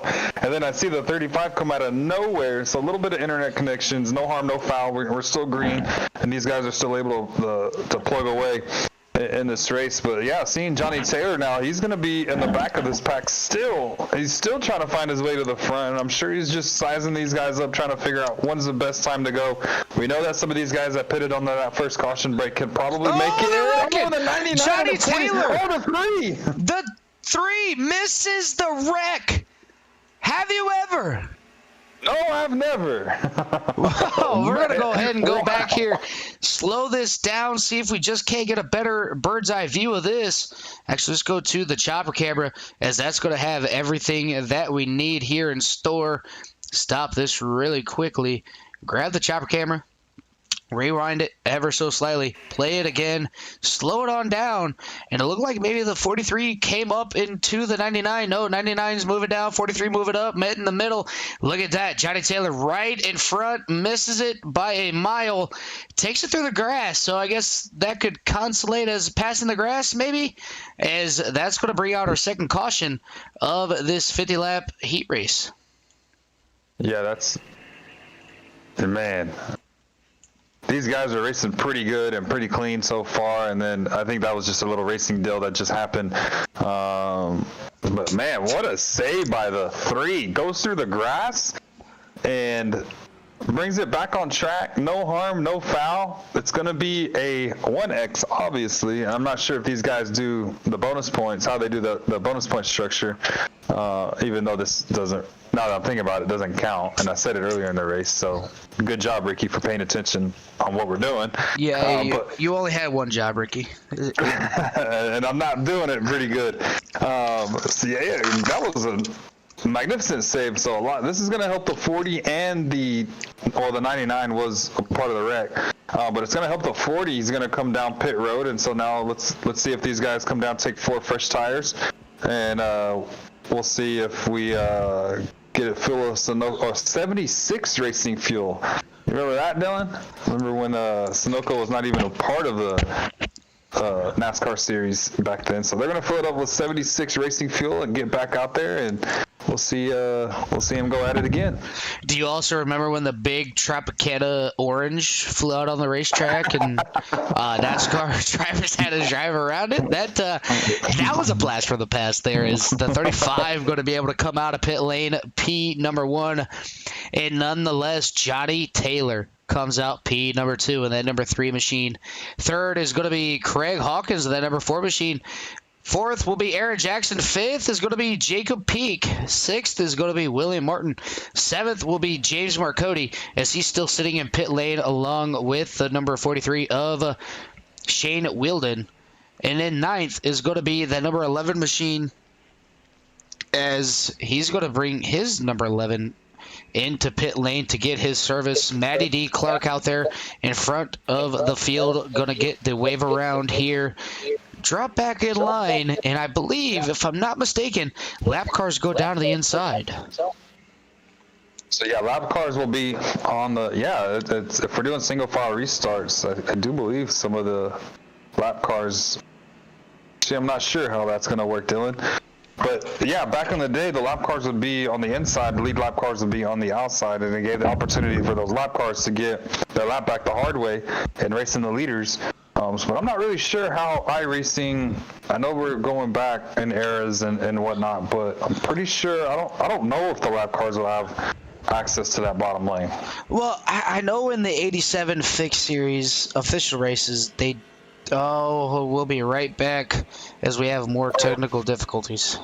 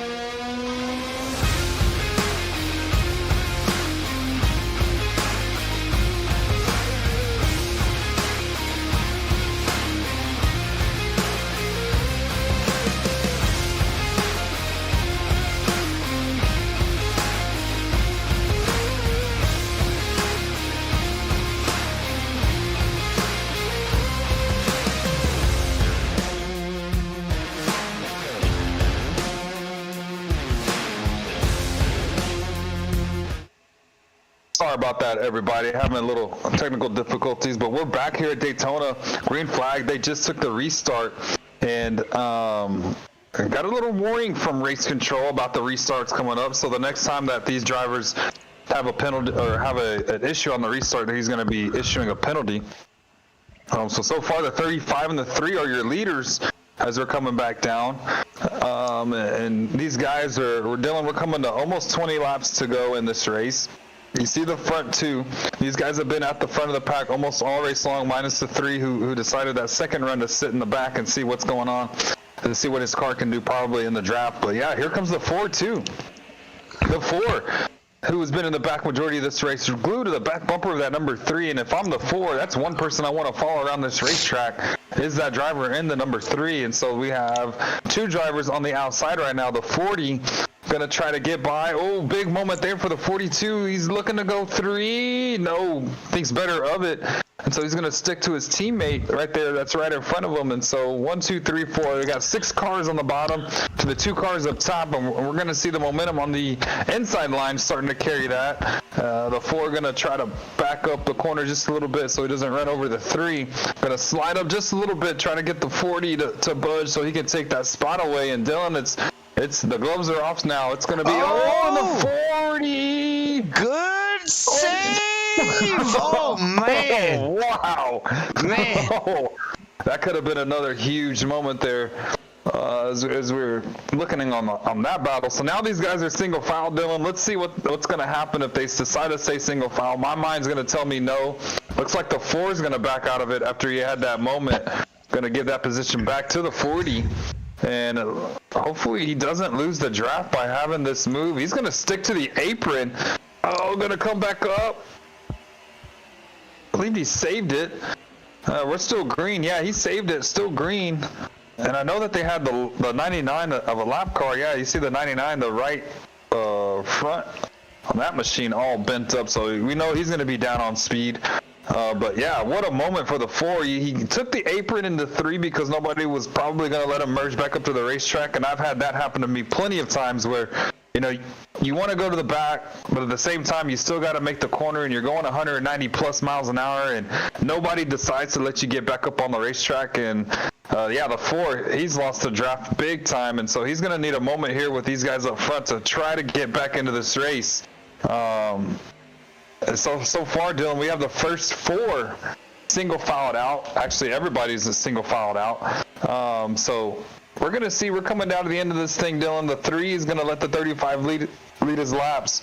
And I guarantee the 3 is going to have something for him as they come off a 4 on the last lap if he's in the second position.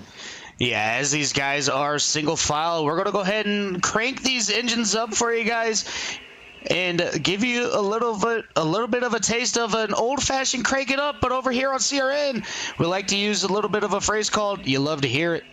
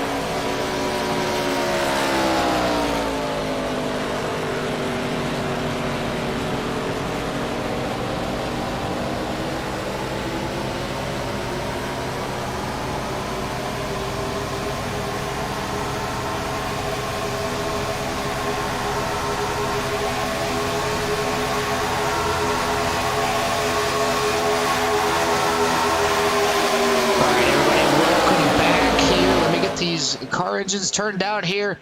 So, welcome back here to CRN as we did a little You Love to Hear It as the Gen 4 ARCA cars go around and away they go. As Johnny Taylor getting a little bit of a bump from William Martin, and that number 6 machine sent him up the track just a little bit, but still P number 2 is that number 3 of Johnny Taylor. William Martin sitting P number 3, trying to get passed on the outside by the number 40, not able to make the pass. He's going to contain that P number 3 with 10 laps to go in our first heat of the Twin 125s. Yeah, it's coming to 10 laps to go, so we know we're coming to the end of this thing, and drivers are going to have to put themselves in a position to try to get up to the front, and so they can call themselves a winner here at Daytona. So far, the 35, the 3, the 6, the 40, all running single file. The 40 looking to the outside of the 6, and they had a big moment, Dylan, as we were coming back live, or bringing us back into the booth. The 3 got a shot, got a little squirrely. The 40 is going to look to the inside now of the 6. And so the 40 is saying, I want to come up here and play with you guys. He's going to try to make himself up to the front. And so we're coming to 9 laps to go. And so now the 35, the 3, the 40. And it looks like the 35 and the 3 have done a really good job of controlling this race. Not teammates in any perspective, but here comes the 40 now. He's going to dive to the outside of the 3, and no help. Here comes the help now. The 6 is going to come to the back bumper of him. He thought about taking him 3 wide, and they're going to slam the door on him, and a little bit of damage on that 42 machine, but he's still able to keep up with these guys in the draft, and now it's starting to be a slugfest, Dylan. We're starting to see drivers put themselves into position so they can capitalize on somebody's mistake, and it's about to be a bare knuckle fist fight here as we're coming to the end of this one. Yeah, 42 up into the wall, coming out of turn 3 and 4. That's going to slow down his momentum. He's going to drop in line behind the number 11 as the number 6, last week's winner, try to put himself in position again to take that top spot here tonight. Running P number 5 currently as Shane Weldon's going to get around him, put him back up to P number 4 as the 6 is still trying to get that outside lane moving as he almost slaps the wall going down the backstretch as the 35 and the 3 have control of this field, but it's all going to come down to when does the 3 want to make that move and who's going to go with the number 3 when he makes that move. Yeah, those are the questions you got to ask yourself, and if I'm the driver of that 3, who is going to go with me? You know, I know I've been the Pied Piper this whole race. Him and the 35 have basically been the ones to beat so far, and who's gonna make the move where they go with that certain driver? The 40 now looking to take the lead. He's gonna get to the quarter panel of the 35 with the help of the 6. Not really able to carry the speed off of turn number 2, and he's still, he's there. They're gonna try to bump draft, and one thing about these cars compared to the next gen is you can't really slam into each other in the back bumper.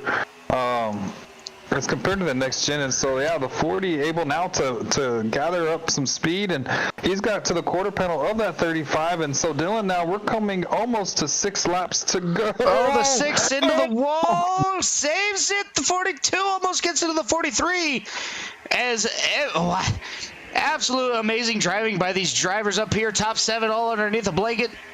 The 40 side by side with Johnny Taylor, the number 3 machine. 6 regaining all that momentum that he lost. He's going to be on that back bumper, the number 40 again. See if he can't just push him all the way back up to the front here. Now it comes down to 5 laps to go.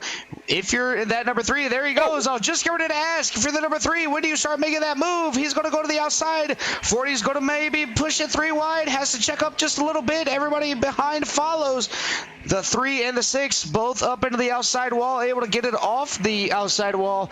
And Johnny Taylor's going to lose P number 2 to the number 40 machine. Still going to keep it on the outside as Johnny Taylor has that outside momentum. Yeah, and we knew when the move was coming. We knew the move was going to happen. We just didn't know what lap he was going to make that move. And so now he's side by side for the race lead. They're 2 by 2 by 2 with one straggler behind him in the number 11 car, or the 99. It's the 11. It's the 18 I'm thinking of. So the 11 right there, just watching these guys race extremely hard. So the 3 is clear. We're gonna see if he tries to go to the bottom of the racetrack. Yep, he's gonna bring it down in front of the 35. 35 looking to shoot middle. Gonna shoot outside, and yeah, the 3 is now starting to, the 6 into the wall again. The 3 starting to make some blocks. So here comes the 35 now to the inside. He's looking to regain this lead, and Dylan, we know that not a lot of excitement. We had the 2 yellows and the 2 reds. Whoa, as the 40 gets into the 3 going into turn number 1, these guys are starting to make moves, and as they know they're coming to the end of this, we're coming to less than 2.5 laps to go here at Daytona, here in the first duel, and so far, this is starting to pick up a lot compared to the last, what do you say, last 15, 20 laps. Yeah, somewhere right there is the number 3 able to power around on that outside, get clear of the number 35, not going to be able to come down as the 35's right on that quarter panel of the number 3. I know Johnny Taylor's got the number. I know Johnny Taylor's got his teammates in his ear saying, hey, not clear, clear now, but not clear anymore, as they're coming up on lap traffic. That's going to be the number 4 of Craig Hawkins. And, you know, with the lap traffic coming out, hopefully they catch the lap traffic coming out of the corner. He can get off the track as the number 35 is gone off the screen. And not sure where he's going to reappear, but right now it's going to be Johnny Taylor leading that outside lane with the number 6 and 42 following right behind.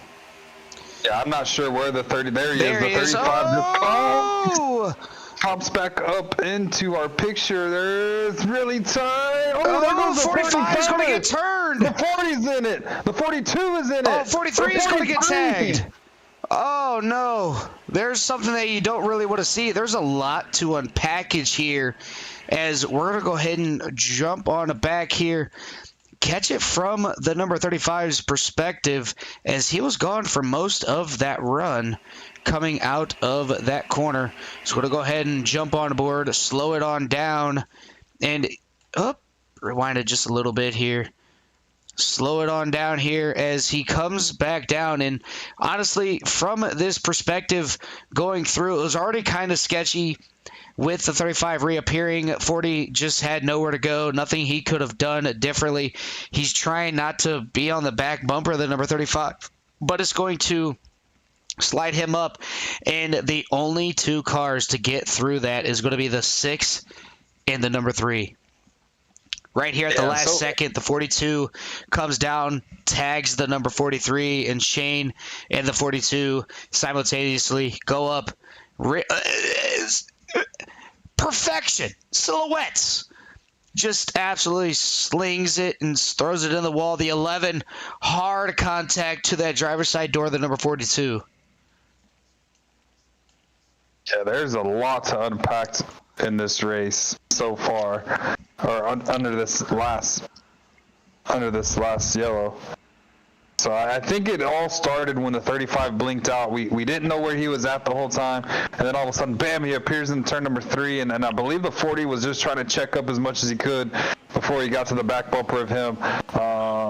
And so that's tough, because you don't know where that 35 is at any moment. You don't know what could happen. It's just really bad luck on the part of the 40 machine.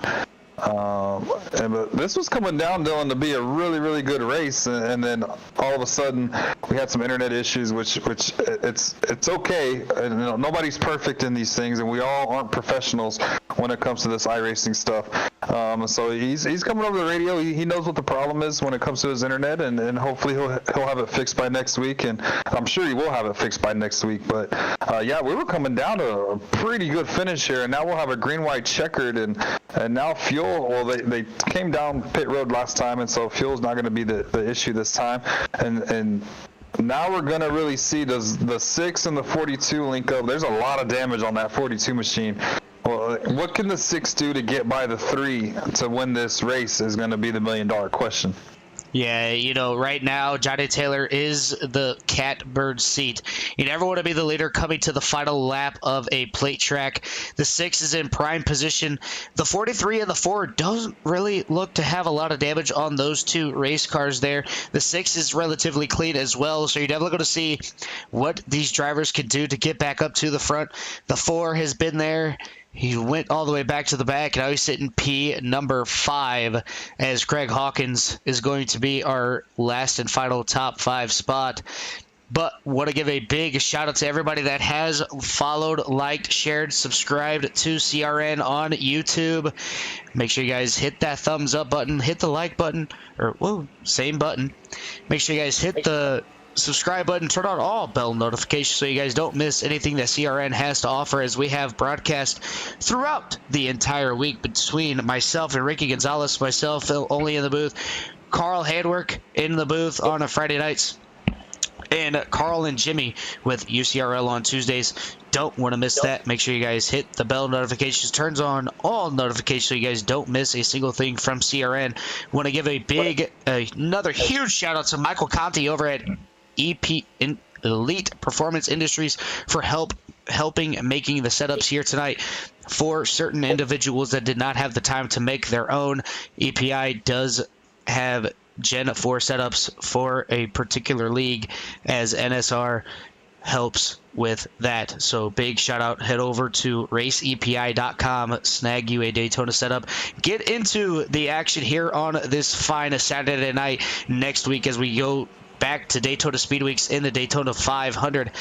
But nonetheless, it does look like maybe the pace car lights are out on the pace car, and they're going to be single file all the way to the start finish line here. Johnny Taylor going to lead these guys to the start finish line. Barney has the green flag coming up off turn number 3 and 4. What can the 6 do? Can the 6 get a good enough run to get around the number 33 car? Yeah, pace car is going to dive in. We're going to get set for the green-white checkered. Sorry, Dylan, I had to laugh at you. I'm not laughing at you, I'm laughing with you. But the green flag is back in the air. The 3 is going to get a huge launch, and you can just see the damaged race car is not able to keep up. So the 6 and the 3 able to pull away. And so far, it looks like it's going to be a 2-man race to decide this Gatorade duel. And so now the 3 is just going to have to worry about the 6 as they dive into turn 1 and 2. Oh, the 43! Oh, they're wrecking again! Gets turned. And I caught that right at the final. We're going to go ahead and rewind this really quickie. As you see there, the 43 had a checkup for the 42.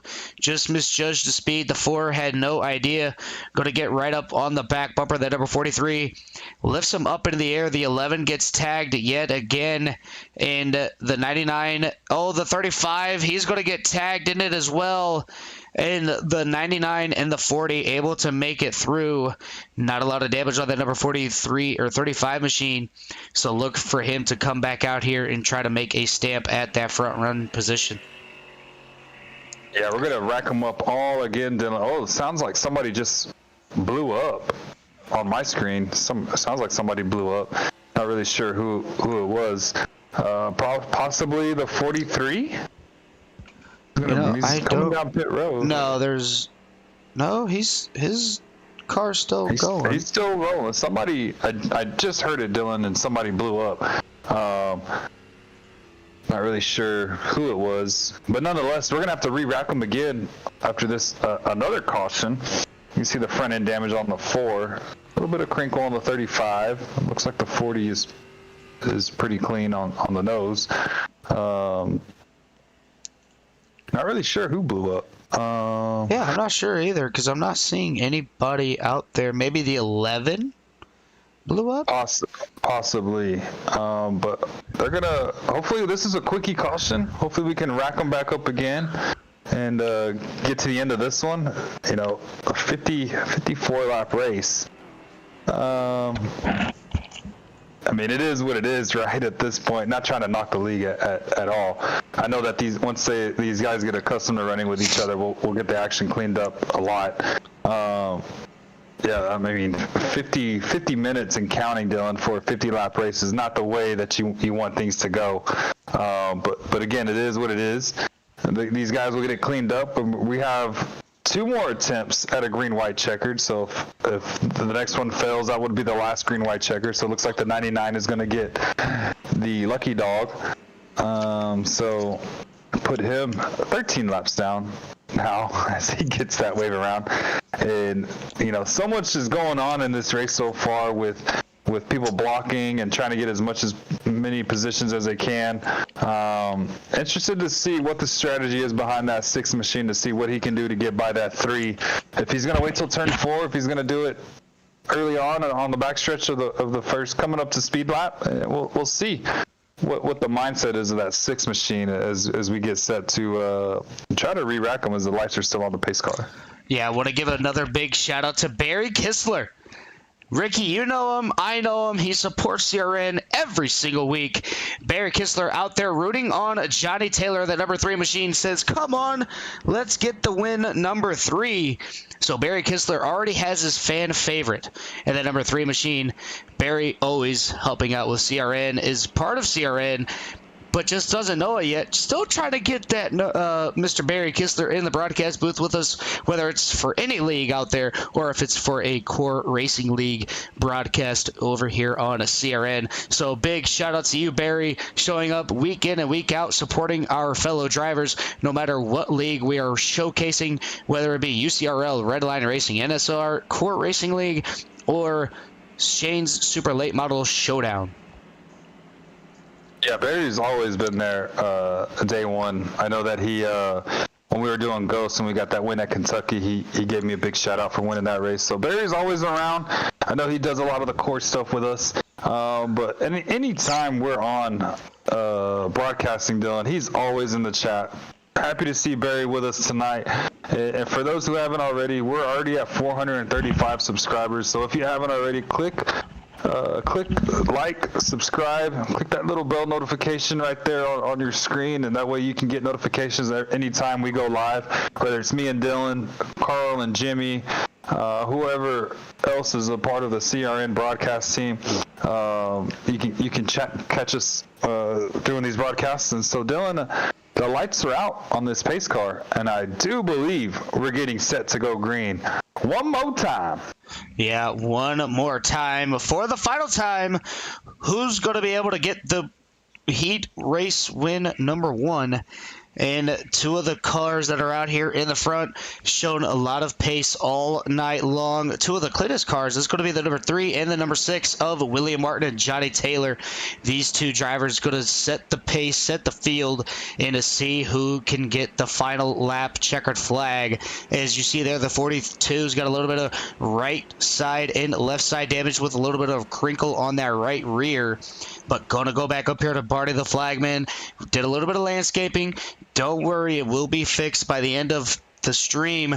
But pace car is going to dive down into the pace pit road here. Johnny Taylor with the green flag in his hand. Can't go. There he goes. We're back to racing here for the final laps of the first Daytona 125, as these 2 have shot off like a rocket, and it looks like it's going to be a 2-horse race. This is the number 11 of Robert Engelman going to bounce to the outside, bring the number 35 with him, and maybe the 11 and 35 have something for this 2-car combo up here in the front. Yeah, the 42 has a little bit of damage on the right side of his car, not able to keep up with these guys. And so now the front 2 are sitting ducks. Here comes the 11, the 35, pushing the 11 down the backstretch, and they're going to have a huge run. As they come into turn 3, they're going to take it to the outside. Here comes the 3, going to move up just a little bit to protect that lane, but that leaves the door open for the 6. The 3 gets turned! The 3 gets turned by the number 40. That's going to cause the last caution. Oh, the 4 gets... Oh, and he's flipping. Oh, Dale Earnhardt, indeed you go, Mr. Johnny Taylor. And Johnny Taylor going to have to tow that number 3 back to the pit road. And again, we have a lot to debunk here. Going to go ahead and rewind it here as SDK picked it up a little bit late. Going to ride on board with the number 40 of Aaron Jackson as he initiated all this contact. So going to ride along with him as get a chopper view of this. And you see there, he just comes up ever so slightly, collects the 3, the 6 gets involved, the 35, maybe he doesn't get involved. Yes, he does. Everybody gets involved, but I think it's just the 6 going to be able to save it. The 35 able to save it too, as William Martin goes all the way down into pit lane, going to have to get that black flag cleared there. But nonetheless, not a good day for that number 3 camp, as he is now stuck down in a pit lane. Yeah, that's just hard racing. It looks like the 40 tried to squeeze it 3 wide, the middle of 3 wide, and there was just not a place there to put the car. Re-looking at it right now. Yeah, the 40 just comes up just a smidge, trying to take the opportunity of a small gap, gets to the right rear of the 3, and then from there chaos ensues. The 3, the 40, the 11, the 35, the 6 are all involved. What a save by the 6, though, that you showed, Dylan, of him coming down pit road, locking the tires up, coming down pit road, able to slow that machine down, probably get his black flag cleared. That's just a lot going on. And then the 3 gets hammered by the 4 and goes for a spin down the tri-oval. So, yeah, there's a lot of going on that last race. While these guys are pacing, we're going to go ahead and bring back this flip by the number 3.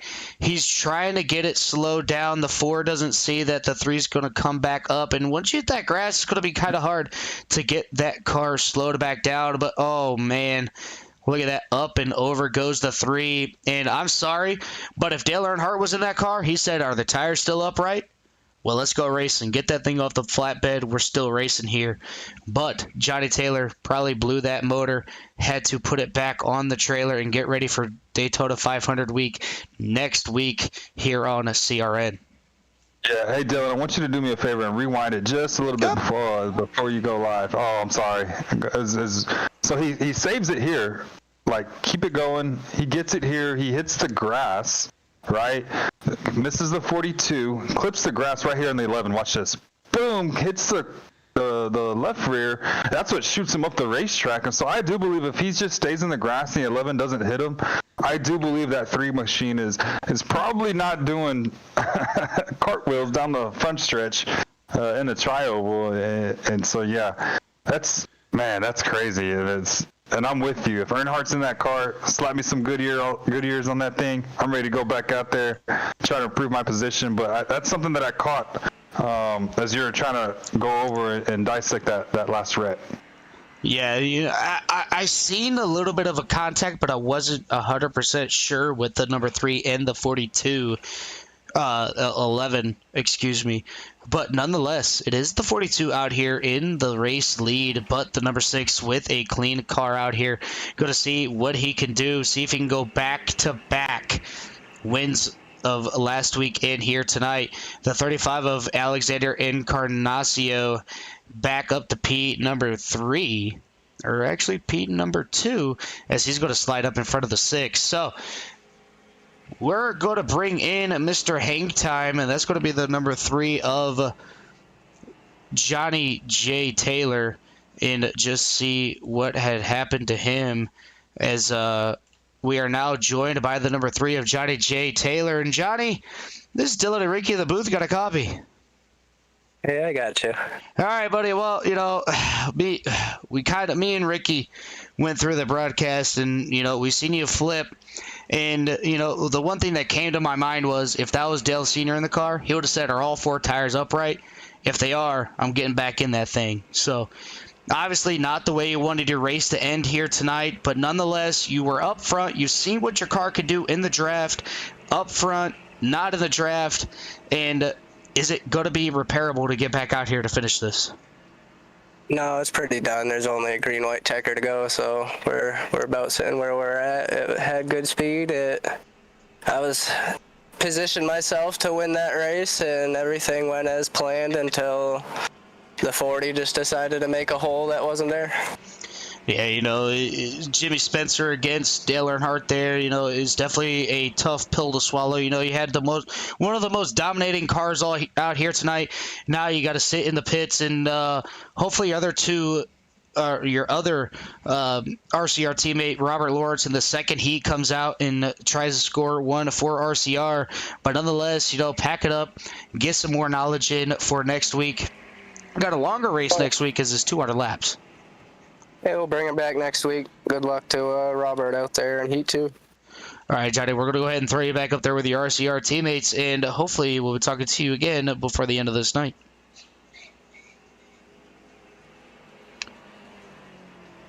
So we're coming to the restart, Dylan.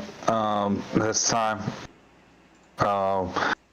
60. It's going longer than anticipated. It's going to come to lap number 61. I think it's 61. Yeah, so we're coming to 61. So 63 will be the final distance, and so we're a little over our scheduled distance.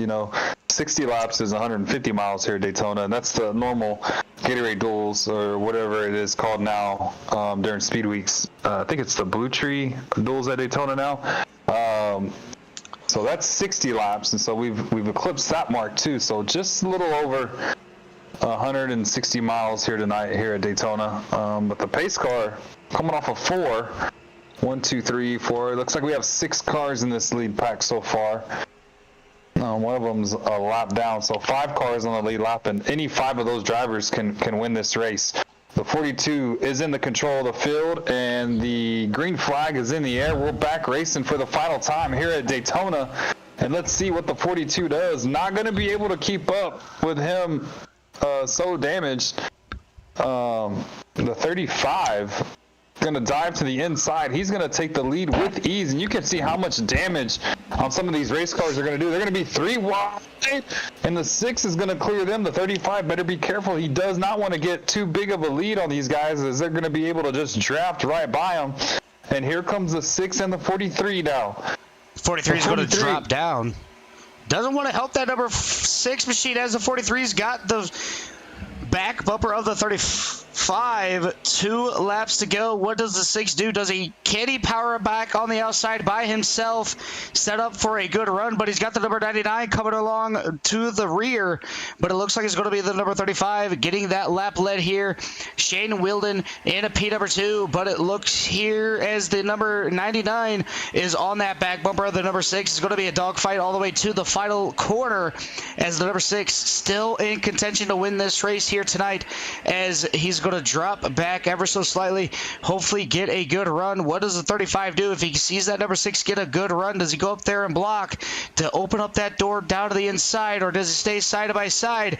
Going down the backstretch, it is side by side. The 6 and the 43 get together. 6 is going to slide up, but able to keep it centered.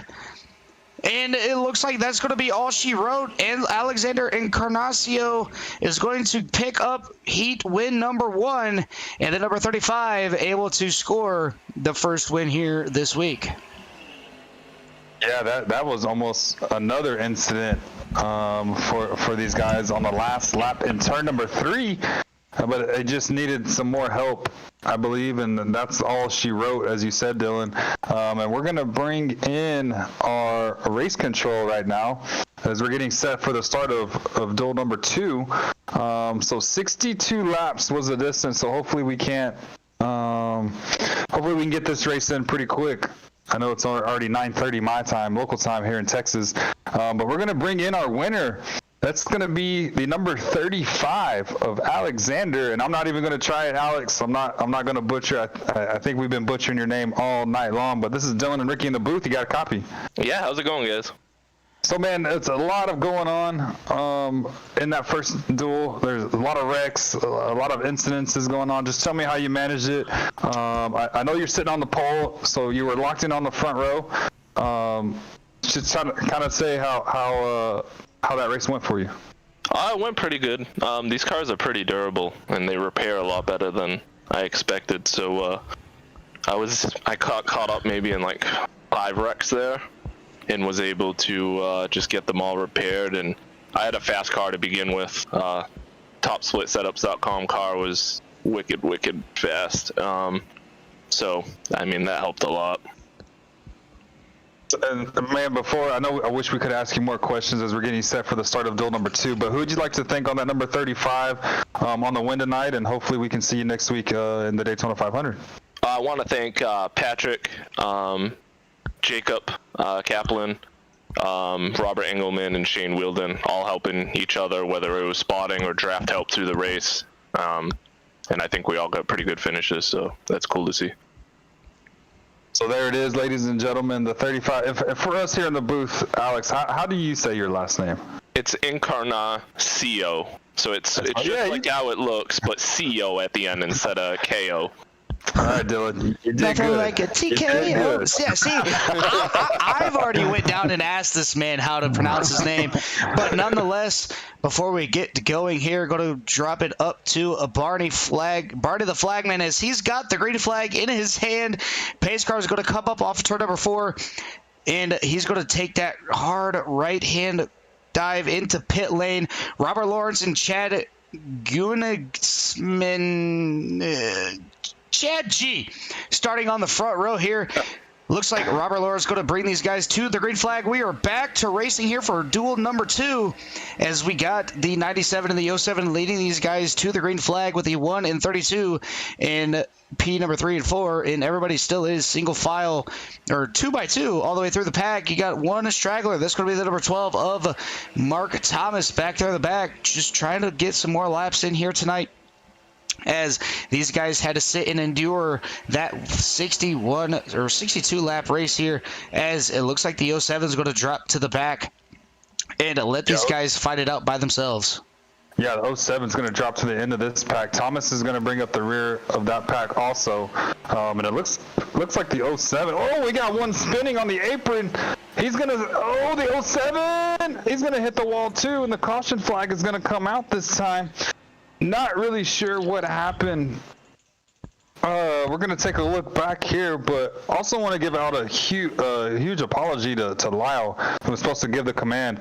Didn't realize we were going to jump right into this heat. So it looks like the 8 clips the apron, comes up, spins, and the 07 just had nowhere to go. So another incident for that RCR team, who that whole team has shown speed.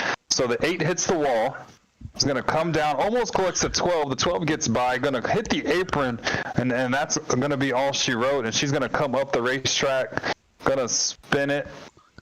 And then as you see, the 07 right there in picture just has nowhere to go. And he's going to slap the outside wall. I mean, there's damage there. You can see it crinkle just a little bit. But I don't think there's going to be enough damage for it to have him park it for the rest of the night. Yeah, not enough damage for him to park it there, but not a smooth start for heat race number 2, as already one lap in, we already have our first caution due to the number 8 machine smacking the wall and coming back down and going back up, as Daytona, especially in the quarters, a lot of banking, high banking, and it's just going to be self-cleaning turn there, kind of like Dover. And the other two going to be going down the pit lane is going to be the number 07 of Robert Lawrence and the number 8 of Mark Sakochi. Yeah, those guys who are involved in the wreck going to have to come down pit road and get as much damage fixed as they can. Sorry, Dylan, I was trying to take a drink of water there. Yeah, I think right now we're actually going to mute the mics, get us a little bit of water in our systems, and just go through these beautiful paint schemes for the time being until we get ready to go back green. So let's just enjoy the sweet sounds of pacing with these Gen 4 cars, and we'll be right back.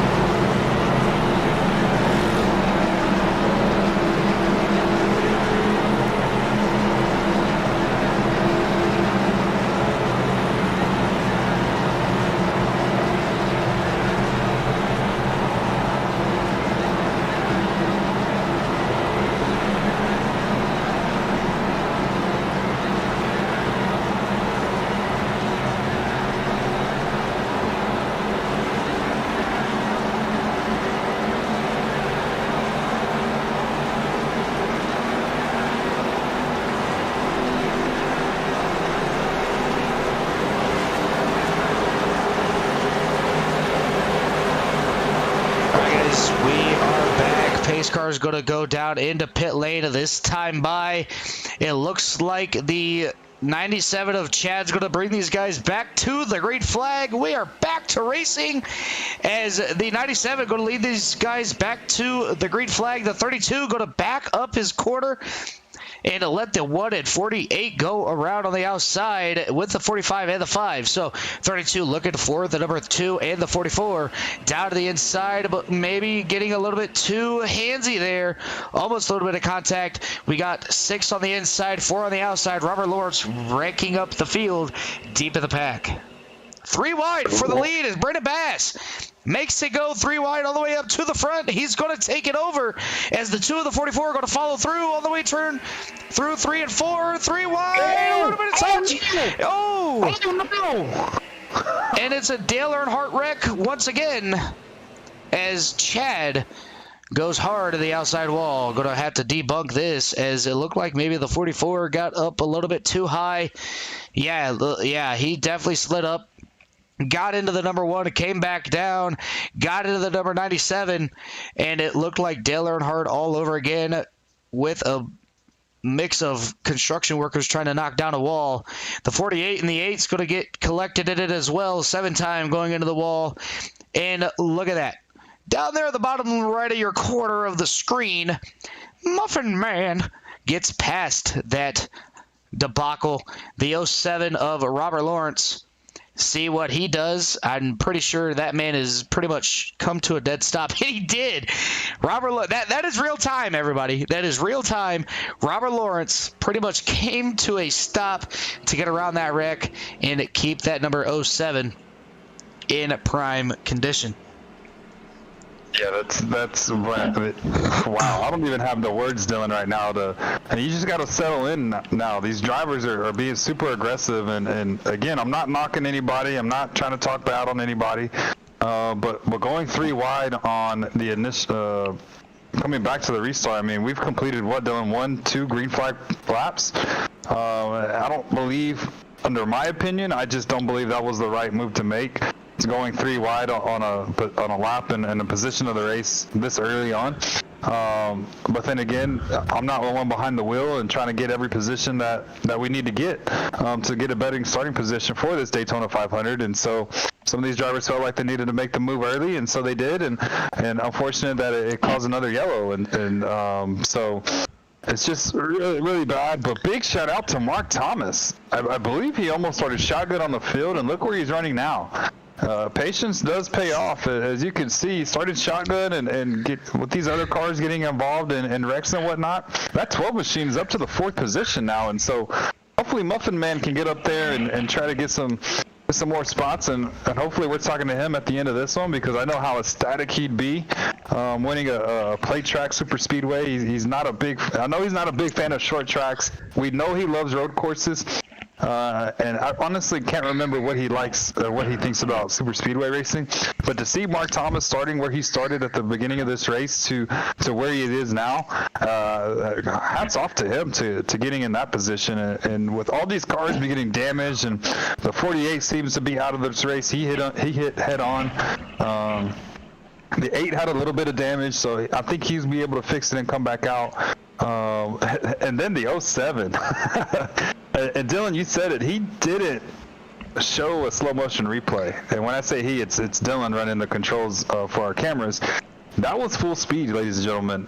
He almost came to a dead stop on the 31-degree banking at Daytona, and he was able to find his way through that mess and not have as much damage as he had in that first accident where he just sideswiped the wall, pancaked it just a little bit.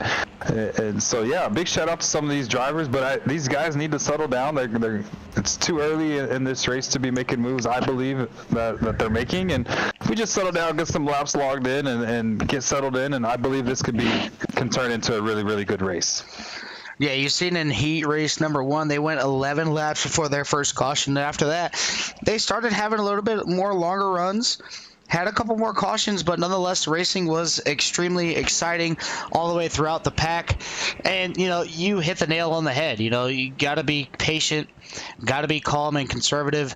It is a long race here tonight, 50 laps as you know, only 8 laps in, so already at the 10-minute mark of this race. So 10 minutes, only 8 laps in, that's not going too well here, as Brandon Bass able to make that 3 wide move with the number 2. 44 tried following suit, got a little bit tight in the draft, slid up, hit the guy on his outside, slid back down into the number 97 and caused the big one here tonight. But yeah, you know, if I was out there in this race right now, I'd be okay. We've already had 2 cautions back to back. Let me kind of take myself out of the equation, fall back just a little bit, because you know these drivers aren't going to be super patient. There's a lot of fast guys out here, always wants to get up to the front, see what their car can do, see how many cars they can pass while getting up through the gears. But nonetheless, pace car is going to go down pit lane this time by Brandon Bass. Going to lead these guys to the green flag. Barney has the green flag up in the air, waving it loud and proud. And Brandon Bass going to lead these guys back to the green flag. We are under racing once again with the second duel of the Daytona 125's. They're going to bring him down into turn number 1. It looks like the 5 has got to the inside of the 42. And Muffin Man going to come down to the inside also. Oh, that's the 2, actually. Sorry. On my screen, it's the Havoline paint. But Muffin Man able to bring that number 12 Dodge to the outside. He's going to look to take second now from the 5. And so here comes the 45 to the inside line, and the 8 coming right behind him. And Muffin Man going to use a little bit of the side draft, going to try to get second and possibly take the lead. Oh, big moment there, a little bit of net code. Muffin Man able to keep it going, but Muffin Man trying to make some noise. Oh, they touch again. The 32 now is going to slide in front of the 12. Going to see where the 2 goes. Nowhere for him to go, as they're both teammates in this race. And look at there, Muffin Man to the outside trying to take the lead for the first time tonight. The man started shotgun on the field, and looky here, by lap number 10, he is battling for the lead. So patience does pay off, as we said, analyzing that yellow. Muffin Man trying to bring his teammate with him, and here comes another manufacturer teammate, the 45. He's going to try to come with him also. So you got 3 Dodges lined up on the outside. Muffin Man takes the lead. Not going to leave his teammate out to dry as they head into turn number 4 and off of 4 here in the Gatorade 125 twin number race number 2. Look like the number 32 got a little bit off the throttle there, gets a little bit loose coming off turn number 3 and 4, but Muffin Man, Mark Thomas leads that lap with the number 2 stuck right behind him. Mark Sikochi ran the fastest lap of the race here tonight with a 46.239, and there we go, the 2 and the 12 both drop down, leaving the 45 of Patrick Gentner up there by his lonesome. Mark Sikochi going to pull up with the number 1 of John Thompson, getting 3 cars in line on that outside, but 4 now make it 5 down on that inside as Mark Sikochi leaves the number 45 on the outside, and now we have a choo-choo train from first all the way back to P number 6, all down on the inside. Yeah, the teammates of Penske going to be 1 and 2, but the 32 says, hold on, wait a minute, let me put my name in this. So the 2 Tide machines looking to gather some noises. Brian Wiggins, Chad Goosingman ran the fast lap of that last time by. We said that Mark Sikochi ran the fastest lap the previous lap, but these guys are starting to figure this thing out. They're still being racy, but you just got to keep it clean, gentlemen. We're still a long way to go in this race, but it looks like the Penske teammates almost had the lead as they dive into turn number 3. So you have the Penske teammates on the inside leading this train, the DEI teammates right behind them, and then you have the Tide machines up top, and then another Dodge of the 45, that Bounty 45 Dodge, trying to keep up with them, and then you have the 97 who's just lagging back trying to keep up with these guys. He has the draft, but he's just holding back, trying to play it safe, and then the 07 Robert Lawrence in the 9th position. He's running 7/10 off of these guys, almost 1.5 seconds slower than the guys up here in the pack. So we're still side by side as they come off 2. It looks like the 5 into the wall. 5 into the wall, going to keep it off of the number 45, but it is going to be the Muffin Man, Mark Thomas, taking control of the race lead. Still the 2 tied cars on the outside, the 3 Dodges on the inside, and it looks like the inside lane has the momentum coming through turn 3 and 4. Mark Thomas is going to get another lap led here tonight in the second duel of the Daytona 125's. Looking at lap number 14 coming across the line, and it is Mark Thomas out here to the lead, but that 2-car tandem of the 5 and the 32 not wanting to back down without a fight, as there's still 2 by 2, and then it's all single file behind the top 4. The 2 groups right here that are side by side, the Penske teammates and then the Tide, they're not teammates. I don't think they're teammates. But you got the Tide schemes up on the outside. Here comes a 45. Who does he decide to go with? Does he decide to go with his Dodge teammates? He is. He's going to stick it to the inside. It's going to be the shortest way around the racetrack. But so far, Penske showing their muscle in this Gatorade duel number 2. Gonna flex the 12 out to the lead just for now, but here comes a 32, a little bit of side draft. And I do believe that there is side draft, Dylan, but not compared to these next-gen cars just because of the older composite bodies that these. Oh, and a big shot there from his teammate to get the 12 out just a smidge ahead of the 32. And I'm really glad to see that these guys are able to run side by side in the bump drafting, as we said in duel number 1. You can't really do it. You can do it, but you can't do it to a T as you do in the next gens. You have to like barely tap them to get that bump going, because if not, you're just gonna pick up the rear tires and then that's all she wrote. These things aren't four-wheel drive machines. They're two-wheel drive, and so once you pick that back end up, it's just gonna be swirly all over the place. But here comes the 32 now. The 32 and the 5 looking to lead a lap, and they do so. And so here comes the DEI car of the number 1. Does the A go with the 1? He is, as you see a lap car coming back onto the racetrack. And so far, they're going to have another contender to deal with, and that's the 1 of John Thompson. He's looking to try to make some noise, but so far so good, Dylan. They're going to dive into turn number 3. They're still going to be side by side, and so far so good. This has been some really good racing early on here at Daytona. Yeah, it started off really rough, but look at that. The 12 of the 2 still working together, leaving the Tide cars out to dry. Here comes the 45 with a massive run down to the inside. He's going to take away P number 4, as he's going to work with the 2 and the 12, and now the Tide machine has left the other Tide machine. So you got Tide, and then you got Tide Bleach. Tide Bleach goes down to the inside with the Dodges, and the only Chevy up there on the outside with the Ricky Craven machine, still making it work on that outside. Going to try to get back down in the line. Looks like the 5's not going to be able to do it, but want to give a big shout out to everybody currently watching here on CRN. It's been a long, drooling broadcast here, but we want to say thank you very much for sticking it out, commenting, showing off who you guys pick to win the races, and showing off some pretty bad looking, or not, well, can't really say bad looking. I wanted to say something else, but we got to keep it PG friendly. Some pretty cool looking paint schemes here tonight. We got Johnny G out there in the broadcast saying, the Muffin Man, the old school schemes are awesome though. Yes, they are. We glad that they chose to do these schemes, and you'll be seeing these schemes every week in and week out here at NSR with the Gen 4 open setups, no fast repair, single car qualifying, and single file restarts, just like the good old olden days. But nonetheless, look at that. The 45 disbanded the 2 Dodges down on the inside. So you got a Dodge and a Chevy on the outside, 2 Dodges and a Chevy on the inside. It looks like it's going to be the Dodges on the inside having the momentum, as Mark Sikochi ran the fastest lap yet again with a 45.690. These guys are basically flying around this 2.5 mile super speedway here at Daytona International Speedway here in Daytona Beach, Florida. And so it looks like these guys are starting to lose the Penske, the second Tide machine. You know, you said Tide Bleach, or one of them looks like it is sponsored by Tide Bleach, and we're going to have to call the other one the Tide Pods.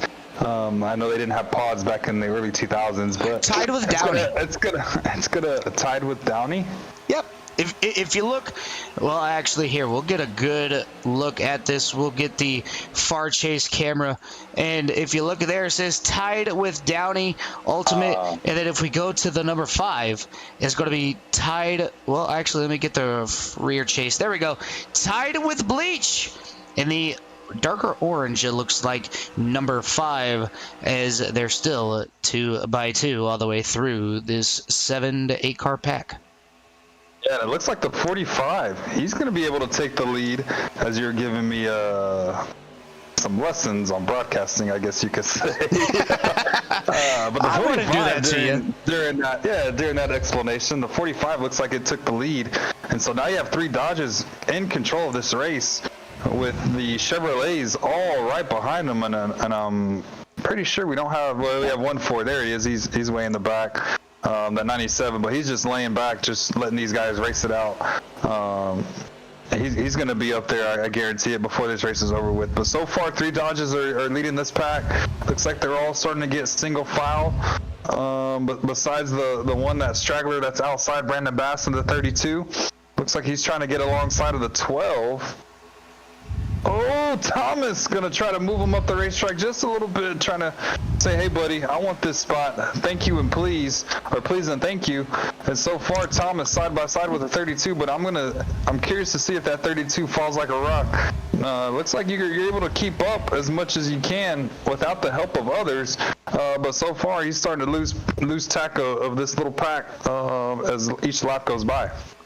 Yeah, looking to be on the outside still, as the Mark Sakochi right behind the number 32, keeping a little bit of distance from the number 32 to get that big, massive run, bringing along his other fellow DEI teammate, John Thompson, that number 1 machine, but it is still the number 45 controlling the inside, as Mark Thomas trying to get to that back bumper, the number 45 machine.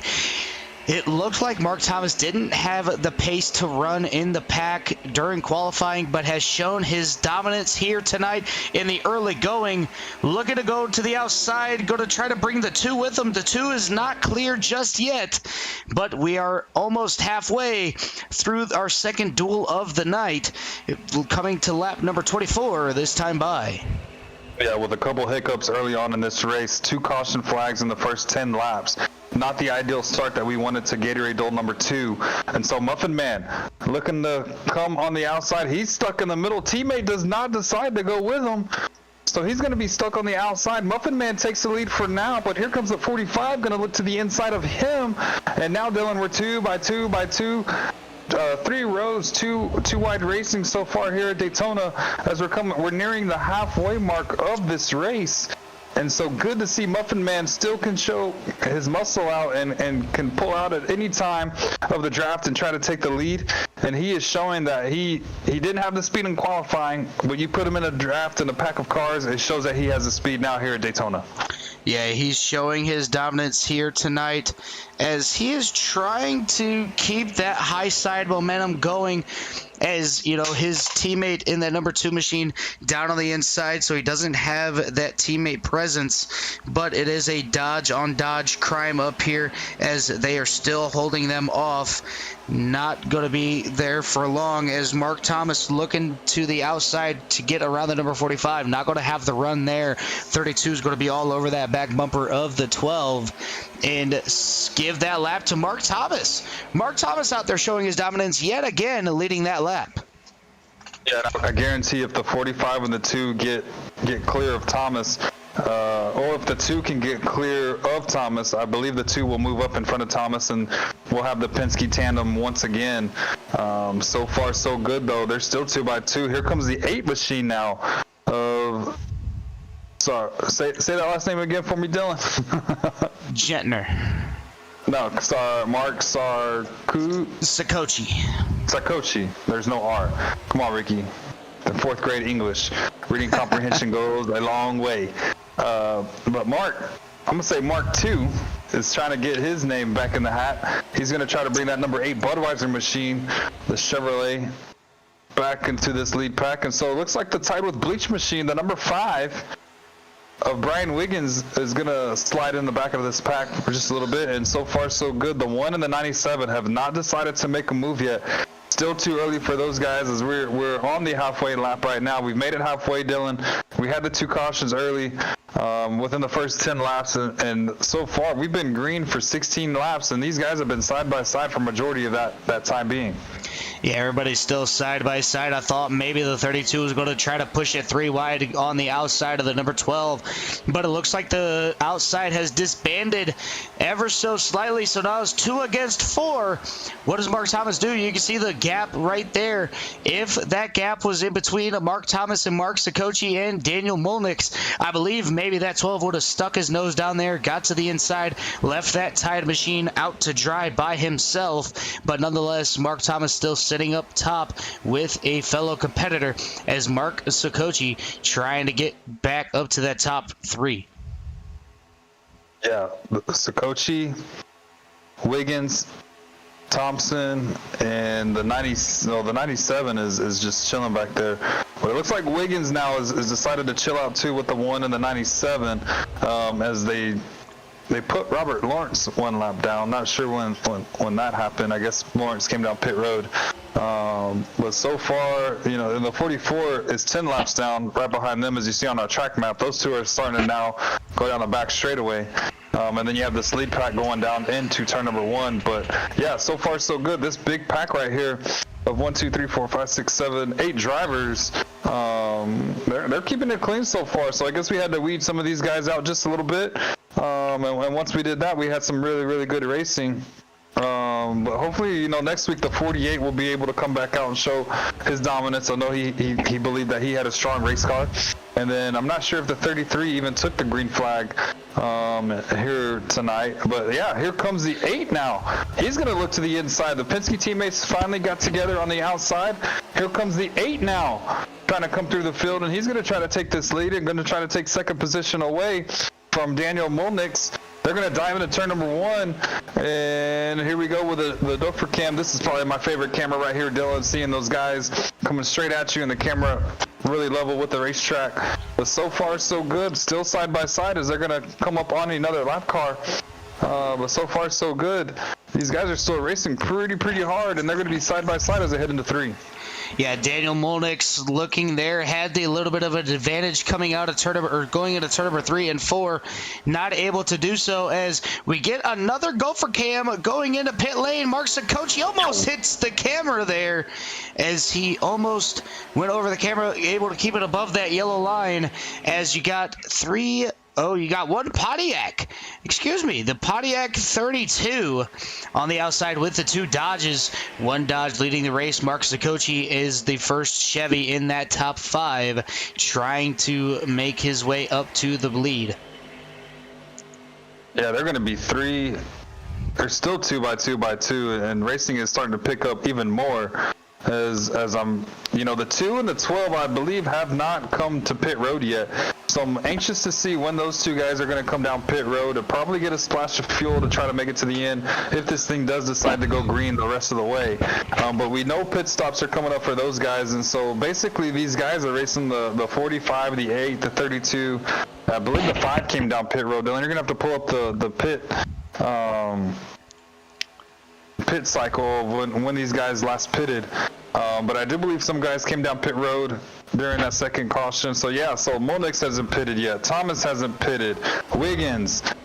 And looks like Ross is out of the race. That's a 48. So yeah, a couple drivers Bass still need to come down pit road. Bass has not. So the top 3 right now have not taken a pit stop. Genscher, Sikochi, Thompson, and Gunnigsman. Lawrence, Kaplan, Ross have all taken pit stops here tonight. So maybe they know something that we don't know. Maybe they can make this whole 50-lap race under green. But nonetheless, it is Mark Thomas still in P number 3, about to get passed for P number 4. And he has shown a lot of muscle here. Our biggest mover is going to be Mark Sikochi, up 9 positions from where he started, dropping all the way back down to 8 spots. So Mark Thomas and Mark Sokochi, both going to be up 8 and 9 spots, along with the number 2 of Daniel Molnix. The biggest loser is going to be Robert Lawrence and Kyle Hendricks, both down 8 positions from where they have started, but nonetheless still side by side as they're coming around to take lap number 33.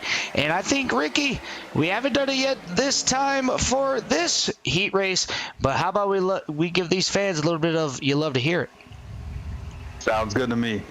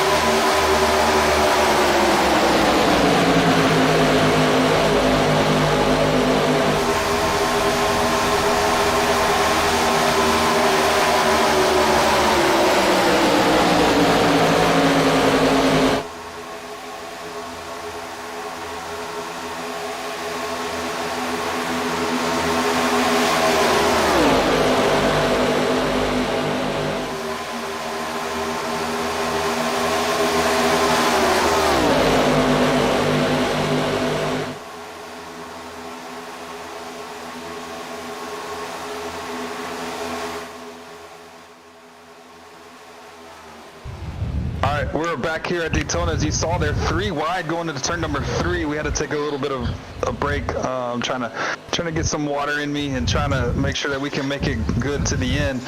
But so far so good, Dylan. We're 37 laps into this race, and a couple drivers have not come to pit road this time. And come to find out, you can go 43 laps on a tank of fuel here at Daytona. And so we have a couple drivers that have yet to come to pit road. The 2, the 5, the 12, I believe it was the 5. They have all yet to come to pit road, and the 32 have yet to come to pit road.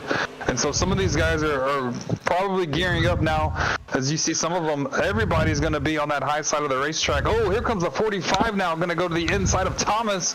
He's going to try to take the second position away, but some of these guys are starting to get themselves up for green flag pit stops. Yeah, green flag pit stops probably going to happen here ever so slightly. But you got to take into fact the early cautions You could save a little bit of fuel, put it in fourth gear, kick in that clutch, shut the car off, do whatever you possibly can. Not sure if those drivers did that, but looks like the 32 is able to power around on that outside. The 5 is going to leave the 45 all by himself. Mark Thomas thought about going down to the inside, was not clear. So you still got 6 cars on that outside running that train as the 5's looking to make it down to the inside again, helping up that 45 as he's going to be side by side with our second place and possibly with the leader of Daniel Molnick. So move that 45 all the way up to the lead with a power move on the outside. He's going to slide up in front of the 2. He's going to get to the wall. And a great checkup by everybody. And look at that sportsmanship right there. 45 keeping that car up into the wall, out of everybody's way. That man deserves a Nobel Peace Prize. That was great driving, great awareness for the 45. Knew he was in the wall. The 2 checked up, and it didn't have a big accordion effect with the 2, the 12, the 1, and the 8. So everybody able to get by clean. And we're 3 wide now for the lead. Oh, this is not going to end well. I have a feeling, Dylan. We saw what happened earlier in the race with these guys going 3 wide, but we're coming to 10 laps to go. Anxious to see if these Penske guys can make it on fuel as it's getting really tight between the 2 tight, and then we have the Penske machine up top. They're going to be able to sort it all out. But back to the 45, that was phenomenal driving. Able to keep the car on the outside, not come down and take everybody out with them. So big hat to Patrick Genter, who that was phenomenal. That was A-class. Couldn't be more proud of him on the way that he handled that situation. And we're still green flag racing here, Dylan. We're coming to 9 laps to go, and I'm still curious if that 2 and the 12 can make it on fuel, and they must know something that we don't know. They probably can make it the rest of the race, and they're gonna have to come down and get a splash so they can make it to the end. Yeah, it can go one of 1,000 ways. As you see there, it looks like the 2 and the 12 are both going to start falling back here. The 32 is going to make a run at the race lead. Looking at the inside of that number 5 machine, he's going to throw that block, keeping that number 5 down to the inside. As Brian Wiggins is going to keep a hold of that lead, but you have the 2 DEI cars nose to tail, and then you got the 32 of Brandon Bass with the other tied HMS Motorsports number 5, trying to keep the momentum on that inside. But oh, look at that. Brian Wiggins is going to go up top. Oh, we're going to have another caution as the 5 gets turned. The 32 goes down. And that was a big one there as, wow, the 32 kept it off the wall is beyond me, but we're going to go ahead and go back to a quick caution report, get a better TV camera here, see exactly what happened. We're going to go ahead and speed it up just ever so slightly. He moves up. The run is so great. You see there, the 2 didn't even lift, it looks like, right down in front of the 32. You see him, he hits those brakes really hard.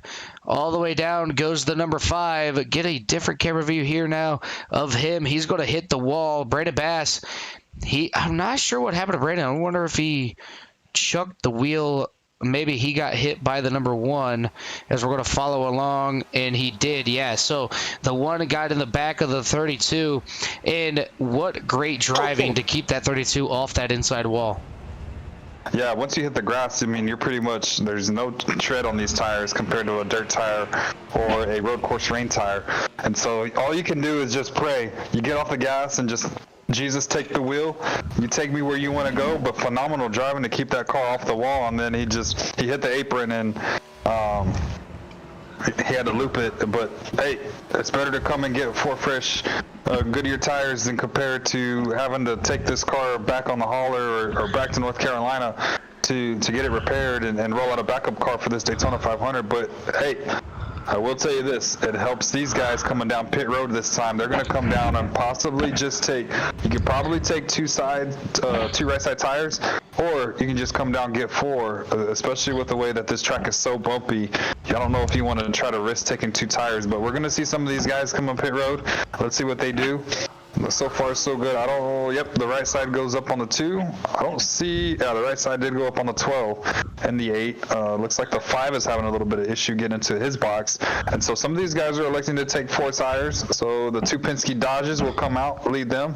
No harm, no foul. But the teammates lead them off of pit road, and so all these guys who came down pit road, Dylan, electing to take 4 Goodyear tires, and so we can have a little 5-lap shootout here towards the end of this race. Yeah, you see there everybody else try to get that little bit of damage fixed on all those cars here, as Robbie Lawrence should now be on the lead lap, as he was only 1 lap down, I do believe. And you see there the 5 still in pit road, the 8 is still in pit road, the 48 has been there since lap number 1, as everybody is going around getting their laps back or trying to catch back up to the pace car here, as they're still sitting in pit lane, so they had to have had a lot of damage to fix on those race cars. Mark Thomas sitting P number 2 right behind his teammate. Actually, no, Daniel Monix down to P number 4, so it's going to be John Thompson in that number 1 machine going to lead these guys back to the green flag.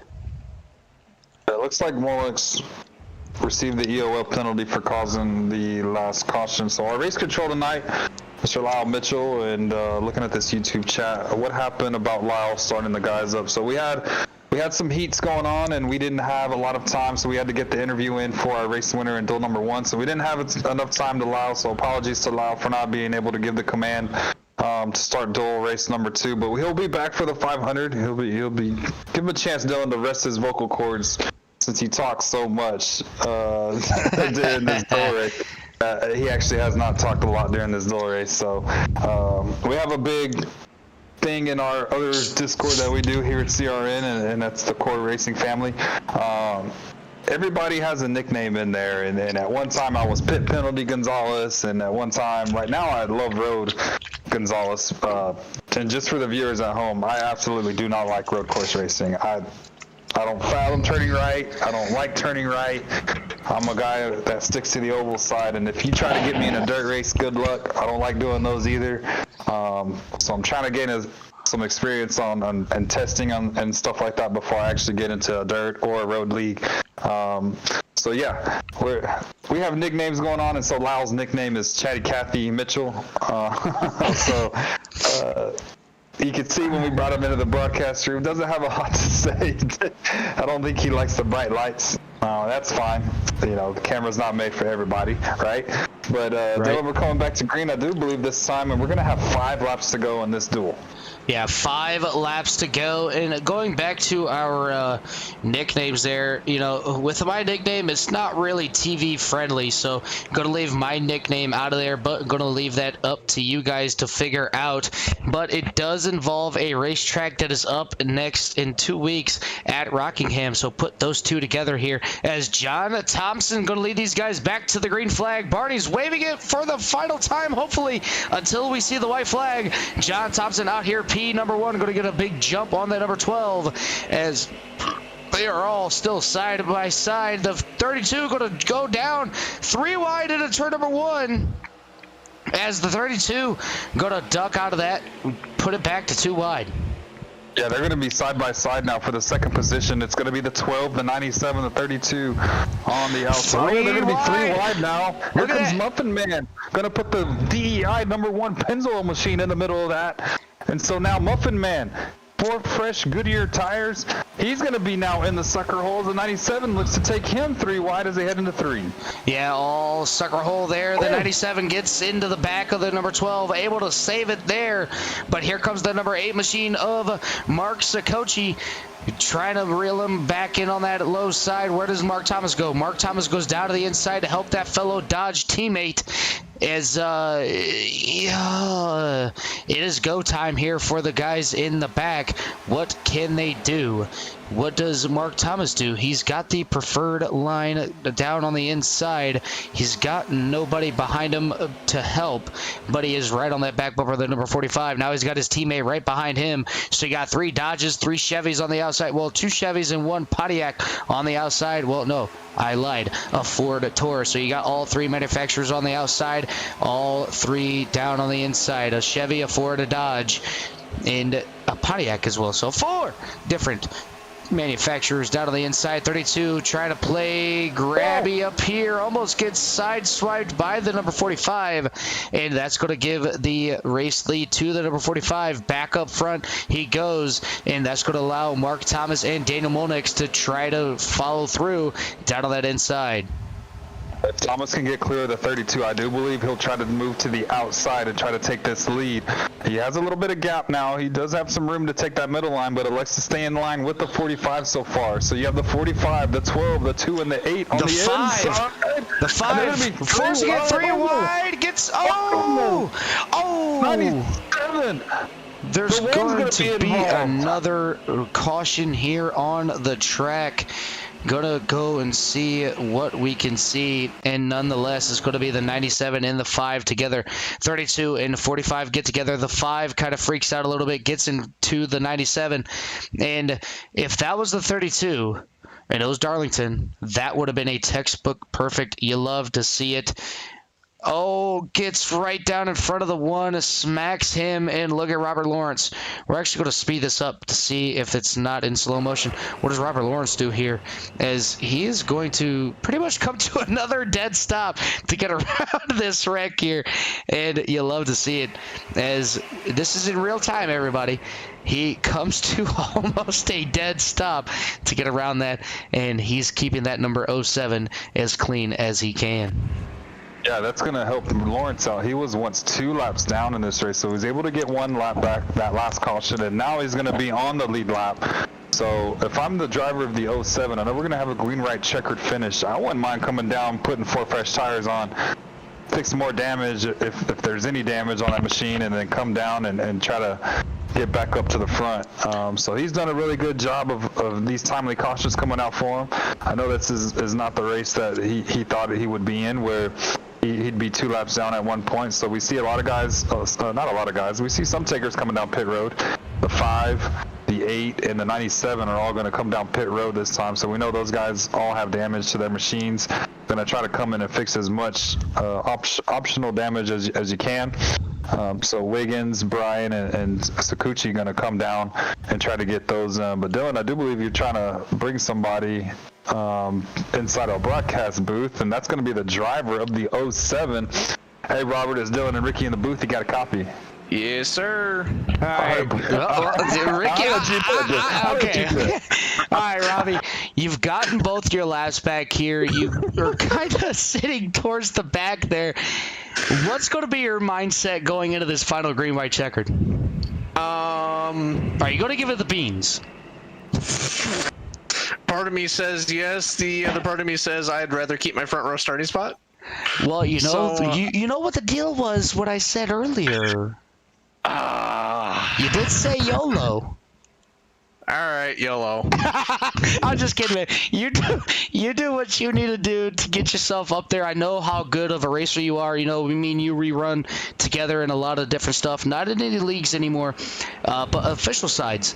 You know, you're a little bit quicker than me, so I'll let you have that. But it seems like you got the 07 kind of hooked up. You wanted to be as far away from the carnage as you possibly could, and that has worked out for you so far. Sort of. Lap 1, there was that scary incident when Mark lost it in turn 3, and then just now, having them spin right in front of me, it was all the brakes could handle. Yeah, you talk about all that stuff going on, and you're just looking like you're having a little bit of fun out here. You know, you had to wait for that first duel to get over with. Now you're out here on the track. You're going to be starting P number 6, so we're going to see what this 07 can do. We're going to go ahead and let you get back up there with your teammates here tonight, and hopefully we'll be talking to you at the end of this 2-lap shootout. Hopefully, yeah. It's been a blast so far. My main thing was to stay away from from the carnage as much as possible. That way, it didn't jeopardize the front row. So, we'll see what happens here. All right, Robbie. Well, with me and Ricky up here in the booth, we're going to wish you all the best of luck here tonight, and go get them, buddy. All right, thank you. All right, that's going to be the 07 of Robbie Lawrence, and you heard it there. YOLO! And if you weren't there earlier, the deal was, you know what? I'm not even going to tell you the deal. Nope, can't tell them. I won't tell them the deal. But just know it's going to get spicy. And Eli Childs, if you're out there watching here tonight, all I can say is pow! Every time, okay, Eli Childs is part of EPI, and every time Eli is watching somebody race, all he says is, oh, here he comes, pow! It's just something he does. It cracks me up every single time. So if you're in the EPI Discord and you happen to see Eli Childs in there, just wait till you get into a race and he's just watching you race, because if any caution comes out, he's going to be like, oh yeah, he got loose, he's spinning, and pow, he's going to the infield. Definitely 10 out of 10 do recommend if you ever do end up going to a setup shop, going over there. But we are back to green flag racing here. It looks like the number 45 going to lead these guys back to the green flag as Mark Sakochi try to go down to the inside to get alongside of the number 12. He does do so, gets all the way back up to the back bumper of the number 32, and they're all under a blanket here as Robbie Lawrence goes out to the outside. All 8 drivers all underneath the blanket. 3 wide with Mark Thomas. There might be 4. Almost 4 wide. Oh, Robbie Lawrence having to play a little bit of shot collar defense there. 45 coming back down the racetrack, but now top 6 under a blanket is Mark Thomas and the number 2 on the outside looking in. It's a big block from the number 2. Or the number 32. Oh, 3 wide. Mark Sakochi, 97, 82. Oh, my goodness. Oh, Robbie gets involved. The 12. Oh, they're still racing all the way back to the line. Brandon Bass is your race leader. They took the white flag. There is no caution. As the Brandon Bass in the number 32 is your race leader, coming down to take the checkered flag. And there's going to be some decisions and some other talking here tonight, as some of these drivers may not be in the best of moods after that last lap incident there. But heat race number 2 is going to end on lap number 53, and Brandon Bass will be your race 2 winner. And we'll be talking to him here momentarily. Second will be Daniel Molnix. Third, Patrick Gentner. Fourth is going to be Chad Gunigsman. Fifth will be Brian Wiggins. Sixth will be Robert Lawrence. Seventh will be Mark Thomas. Eighth, Mark Sakochi. Ninth will be John Thompson. 10th, Jacob Kaplan. 11th will be Dan Ross. And rounding out your 12 car field will be Kyle Hendricks. Yeah, that was just a really unfortunate set of events that happened. Coming to take the white flag. It looks like Thomas got a little bit tight going up. As we're getting set for I don't know. I guess they had to do a warm up after these just to set up the heat races.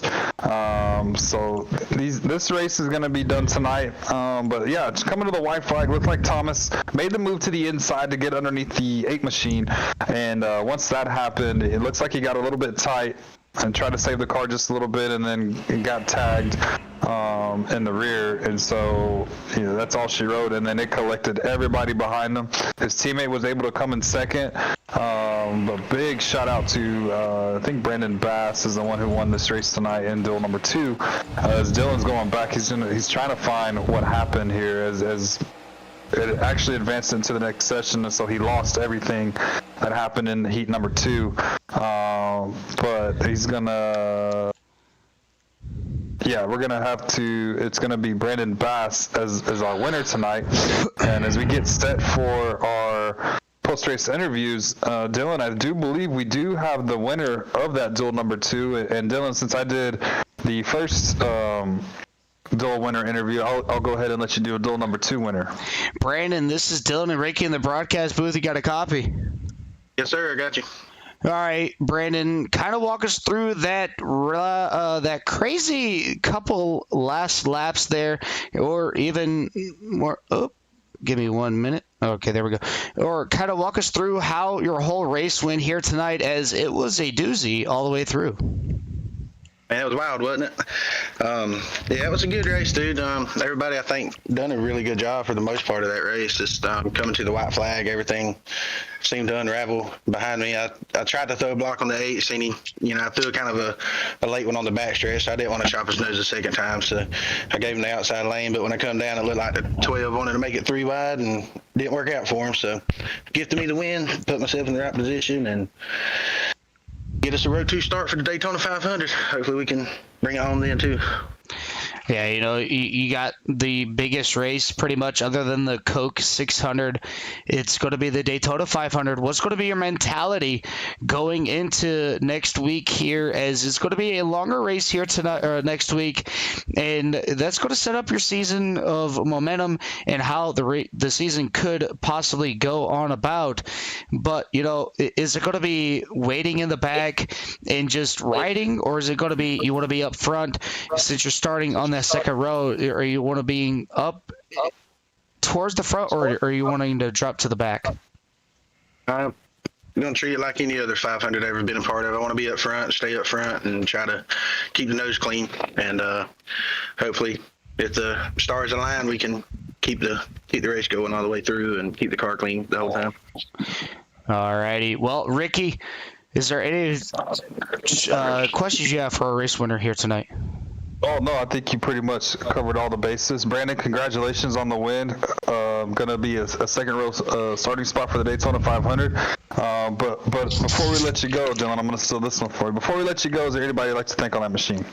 Yeah, man, I want to give a big shout out to my wife. I finally won one of these dang things.